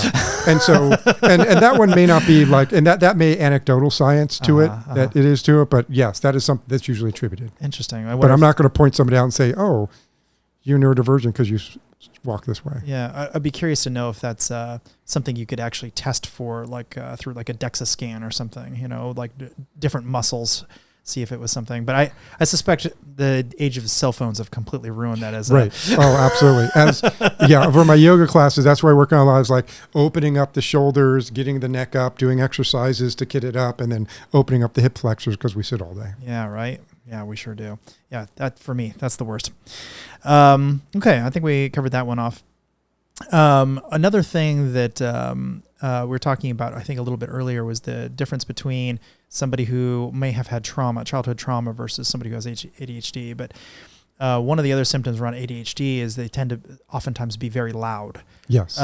Which seems like that would be the hypersocial type, right? That would be the type that might go into sales, for instance. Not necessarily, because you could say someone who like doesn't talk a lot, but when they talk, they all start yelling when they talk because they're very excitable. I think it's just it echoes to the regulation, the executive function of modulating certain things. And it may be also related to the hearing and the noise thing. So maybe everything is loud to them all the time. And so when they talk, they're talking too loud. So it may be just as simple as that. I see. And I don't think that it's I know that I talk loud a lot. I get excited. I start increasing my volume as I start getting excited, I start talking faster, but I think it's a range. Interesting. So the childhood trauma thing, if that is the case, how do you differentiate? Is that truly just a matter of sort of a negative diagnosis through drug therapy, and if you just don't react to the right drugs? No, there are tests. There's a test called ACES, AECS, that like ask questions about this, which are just basic questions like, have you ever been hit as a kid? Have you been neglected? Have you felt your needs weren't met? Have you felt that you were, blah, blah, blah, these kind of things. And because it may not be physical, it may not be, it may be emotional trauma. It may be, lack of thing. It may be something that happened in teenage years, but really the output of that is heavy masking.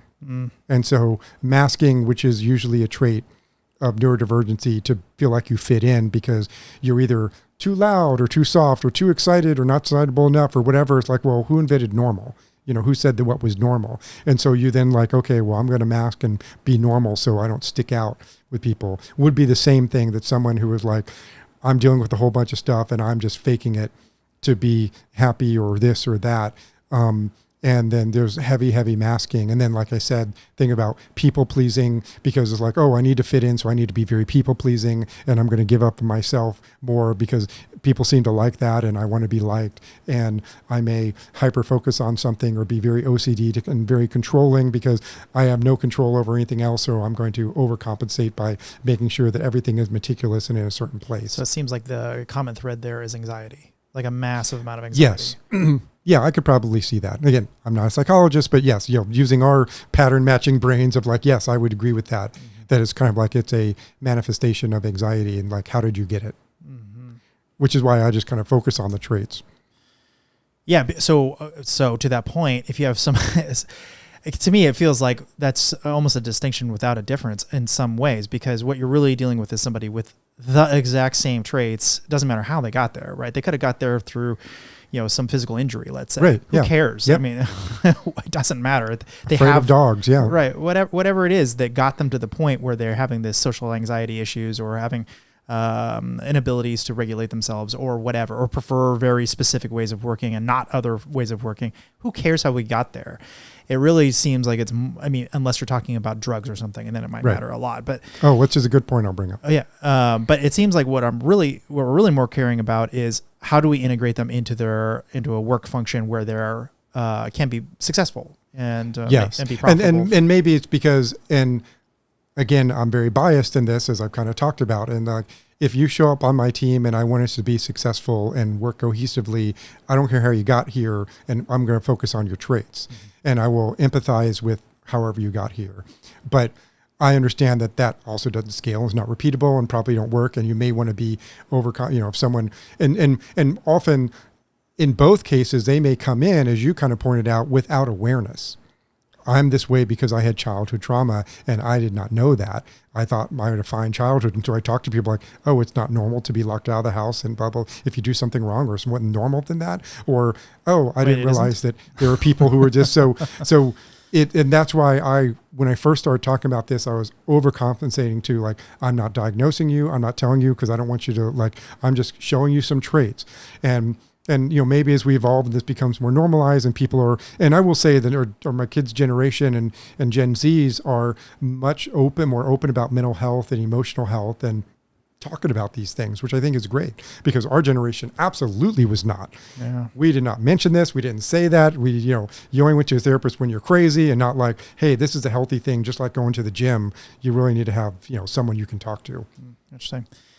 What are the percentage rates, do we think, of people who are neurodivergent or have sort of the emerging properties that we're discussing?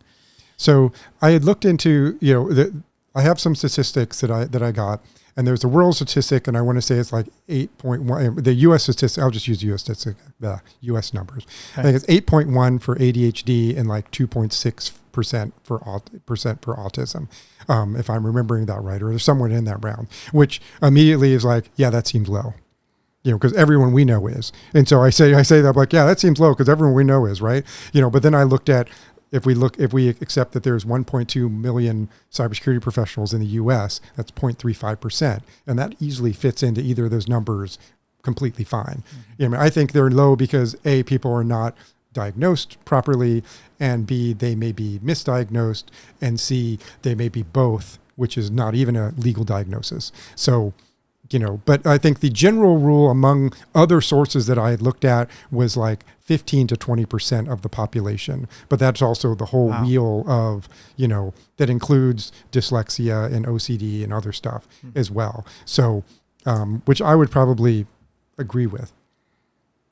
Because when I was looking at should we be counting? I mean, dyslexia is obviously a pretty bad thing, for certain job functions. If you want to be an editor, not a great right. But we're just talking about are in the neurodivergent wheel. Yes, and as you kind of said, the many people have multiple. Mm-hmm. Interesting. Yeah, I some people I used to work with very often say it's like. They'll hand me a document and it just comes back like full of red lines. Like I find like every weird little thing, and it's just like, I obviously pay a lot of attention when I'm reading, because that's the only way I can read. I can't read the other way. I have to look at every word and every, try to like analyze it. It takes me maybe 4 or 5 tries to get a single word. Sometimes I'm like, what is that word? I'm looking right at it. I walked by a sign the other day and I was absolutely convinced it was in French. I'm like, oh, that's weird that there's this sign in French in Austin. Like, why would they do that? That seems odd. And I was looking at every word. I'm like, oh, wait, that's actually an English word. Well, they must have used like an English word in the middle of that French sentence. And it took me like I'm not exaggerating, probably 10 seconds to realize it was actually all in English. I just couldn't read it. So clearly not great if I'm going to have to read for a living. That would not be a wonderful attribute of somebody who had to do that. But you have other superpowers, so I'm not going to make you be the one, reading from a teleprompter to be able to do stuff. Right. No problem. Right. I'm actually just finishing a book now, and I was talking with somebody like, "Oh, you're going to do the voiceover for the Audible," and I'm like, "That means I'd have to read it." I mean, I wrote it, but I don't know if I could read it. That's a whole other skill that I don't have.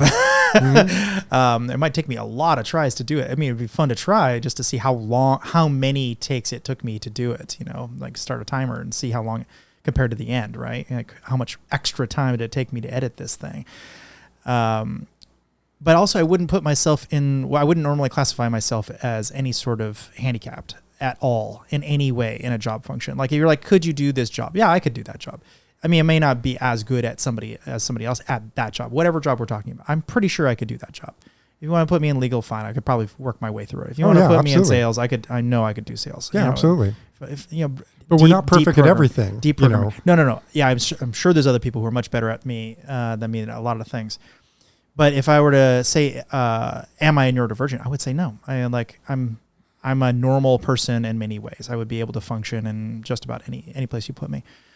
So I'm curious to if you took that 15 to 20% and then you took it down to what you think would be the kind of person with whom you're going to have to make accommodations, because I think that's really the more important in terms of training HR, in terms of asking better questions of your hiring manager to make sure that you're being situated in a good position. And it would be higher in like our industry, for instance, for sure. reasons. Yeah. But I think the exercise you just kind of went through kind of is why we need to talk about this more, because I think there are people who don't want to be classified at that because we're still hanging on to stigmas from our childhood or other things, or don't feel like that they want to have the patch for it.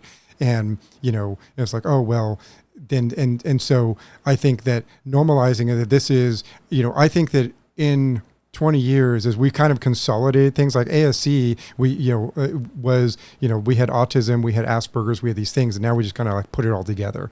ADHD, I think we may start kind of merging these. I think some of these will merge to say, all right, these are not separate things, because there's so many things now that we're really studying it in a variety of people and a bigger sample size. We're finding that all of this are kind of what is normal. What is not normal. And so I think that's what we're really talking about is, what is normal, and, who do we point to and say, this is a normal neurotypical person? And I think we'd be hard pressed to go find that example. And so we are all variations of something. And so what are those things that I can call our gifts or our superpowers that we're really, really good at, because we're not all perfect at everything. Right. And so I don't look at it as like a handicap as like, oh, because I'm not great at this, I'm not great at math, but I'm really good at articulating things. I'm good at pattern matching. I can do all the stuff that looks like math, but not like solving the problem a la Good Will Hunting, right? And so, but that's not a deficiency. That is like, well, what are my specialties and what I'm good at? And talking about this more help normalizing people feel comfortable with that and talking about. But so to answer your question, as I kind of get back around to it, which is those are big parentheses. Yeah. As we get to the number is, I mean, obviously certain types of roles will have more people that have these special gifts for pattern matching and things like that because of what they are. But I think that there's also others that are, probably doing things that don't realize they're this way, but they're doing a mundane job because they don't know any better and they're perfectly content and they don't know that they have these gifts, or they may be like great at video games and understanding these things and getting this stuff, but I'm just driving a truck every day. And it's like, you have so much more, but you don't know it. And those are the people that I want to try to get to, because they would be great for our industry, but they don't know it. One of my friends who's the CISO at Contour Brands, John, he says he kind of instinctually interviews people like he's at a waiter or a bartender, because, people who are in food service industry are very much like the chaotic parts that I mentioned, that thrive under pressure and that kind of thing. And he goes, hey, have you thought about this? What do you think of that? And I even had just recently, one of my call center folks reached out to me and said, hey, I kind of saw this thing when I'm like helping people out, and like I'm saying, hey, that's interesting that you've noticed that. Have you thought about security? And like, maybe let me talk you to our threat intel team because you're really good at identifying these things, and you're sitting in a call center because you don't know any better. Mm-hmm. All right. So I've been kind of excited to talk about this particular topic with you, AI and neurodivergency. I think there's several interesting things that can be done here. One is, remember that pen test report that obviously you're never going to have them right because it's just not going to turn out right. What if it could very easily be rewritten from a very pragmatic, very unemotional, maybe fully autistic version of a human being and translated through a little bit of AI and say, hey, make this more personable. Make this email seem like I'm a happy-go-lucky Southern California boy. Yeah, it's all about the prompts you put in. You put in that prompt, right? Say, yeah, exactly. It's like, hey, do it, and I want to have it like what a Midwestern, a happy overly friendly Midwesterner would do. Right. Yeah. With the emojis and the whole why thing. Not? Yeah. I mean, why not? And so this seems like there could be an interesting gap that could be easily filled with AI, easily filled. And so you're maybe not going to go and speak in public, which you didn't want to do anyway, chances are, because the anxiety issue we were just talking about. But maybe getting emails to customers or to partners or vendors or whoever you have to deal with all day and making them feel like, oh, that person's like really easy to work with. I mean, I think there could be something it's like really a little powerful there. A little tool, an assistant. Mm-hmm. And it's kind of like just like having an editor. Mm-hmm. And, but understands you, and you kind of feed the model and it understands different things, because really it's just getting that 80%. Because most people, being a writer, I was really successful in helping people because I'm good at starting from a blank piece of paper, which most people are not. Most people, if I were like, here, I'm going to write you a paragraph and give it to you and you can edit it and then make it what you want. But if I said, write me a paragraph, it'll take you 2 hours and you'll think about it and you'll do 15 different versions before you get it done. We need to just go. Mm-hmm. So I think that kind of thing of being able to say, all right, well, I have a hard time with, writing something down. So what I'm going to do is, I don't know how you input it. Whether or not you just describe the thing. Yeah, the input's the hard part. Is like, what is the data set that the model is going to read mm-hmm. to be able to turn that into? Right. So, I mean, if they've produced, a report and the report is very dry and hard to parse and, very, very matter of fact, you could easily just say, hey, please rewrite this to be more friendly. But, being the editor of those reports for decades, I'm like, there's also probably stuff that's missing in it that they didn't tell me that they should have because they didn't know it was relevant. Mm-hmm. And I would need to get them out of him. I had a guy even just, 5 years ago, one of my virtual CISOs who was the most articulate guy verbally and spoke multiple languages, but the reports were just very bare bones because he hated the act of pressing on the keys to type something in. Mm-hmm. And so I'm like, okay, dude, I'm just going to have one of my analysts sit with you and just interview you. And they're going to type it all out. And they're going to the very passionate and descriptive thing that you're going to say, they're going to write it out and then they'll give it to you and then you can edit it. But see, this is all solvable because you could actually just create those 10 questions, let's say, or have it ask you, please ask me 10 questions about this and about this very specific thing. It'll ask you the questions, you input the answers, and boom, it could produce nearly everything we're talking about. Nope, that's a good point. I mean, you're right. Obviously, it takes one person somewhere being creative. One person has to go, okay, here's how to get a good report. Right. Well, it's creating that expert system. Yeah. The first that time. feeds the AI. the first time. But really, honestly, that these days is getting much, much easier. Yeah. And if you have the questions ahead of time and you know that this is what you're trying to get to, and you have the report sitting there that is already all the factual data, you marry all this stuff up with a little bit of AI magic, and I think LLM could produce significant amounts of your report and bridge that gap. I agree. I would just, again, me being the over perfectionist in this sense of, consulting reports of there's a lot of variables. And I was like, would I complain about some of the bigger consulting shops says they put together some, scalable, repeatable checklist that a bunch of people just go in and follow, and it's very dry and impersonal and not understanding the nuances of certain things or asking the right questions or following on with questions like, okay, you gave me the answer, but I think there's something more to that, or you're not really doing it to the right way. Mm-hmm. And that again, getting it to 80% to get it to a reviewer, saving some time. I mean, there's no question that there is a efficiency and time savings in doing this. I mean, one of the things that the contracting legal teams are doing now is just, hey, give me all the, all of the requirements or the SLAs in this 50-page report, and this are the pages where it is, and this is what it is. So I just saved myself, an hour going through it and marking that. It marked it all for me. Great. Yeah, right. Or just the emails, right?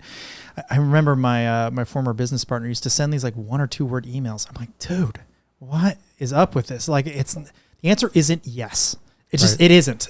Yeah, we all had those people who, they're leaders who just like 2-word replies, like but it's really easy to find the business email compromise. Like, yeah, she would never write that much. Right. But all in today's world, it's too bad this is years and years ago, just cut and paste the previous email and say the answer is yes. Now please make a paragraph explaining yes with the normal pleasantries and so on. Like, yes, and. Yeah. It's like, oh, thanks so much for your email, blah, blah, blah, blah, blah. And that's like 2 or 3 sentences of you like congratulating them on sending you an email. And then like, I've thought hard about this. The answer is yes. Please let me know if you have any more questions, blah, blah, blah. Like 3 sentences afterwards, like you can reach me at such and such, blah, blah, blah. Like that would have been so much more palatable to the customers, and yet I got these 1 or 2 word answers out of them like 90% of the time. Right. Yeah. And that's probably a neurodivergent person who was just like, I'm giving you the facts. Mm-hmm. It's like, what do you need? And that was one of the things that I appreciate about the Big Bang Theory is it really kind of helped normalize. And these things like there was that sameness, there was that pattern, there's they sit in the same place. There's like, wait, that's not logical. All of these things, it really kind of showed that this is a real way of behaving. And, and they were very successful in being able to manage it because they could hyper focus on the things that made them successful, their superpower. That's right. All right. Well, how do people get in touch with you and find out more information about this? It sounds like something you're going to keep working on. Yeah, I love talking about this. And thank you very much. I am like the most accessible person. If you just Google Rick Doten, and you're going to find me all over the place. I'm obviously on LinkedIn. I have a YouTube channel, Rick Cybersecurity Videos, where I'm also on the editorial panel for the CIS Critical Security Controls. And so when we changed from version 7 to version 8, we did so many changes. I felt bad. So I said, okay, I'm going to do a video for each of the 18 new controls, why we changed from one to the other, kind of like a Federalist Papers. Like, this is how we got to here. If you want to know why we got rid of 3 and we added 1, that's why there's 18. And so so I have videos, and I have those, and I will post like other things that I do on there occasionally. I probably should do more. I have a governance talk that I need to get up there that I need to record.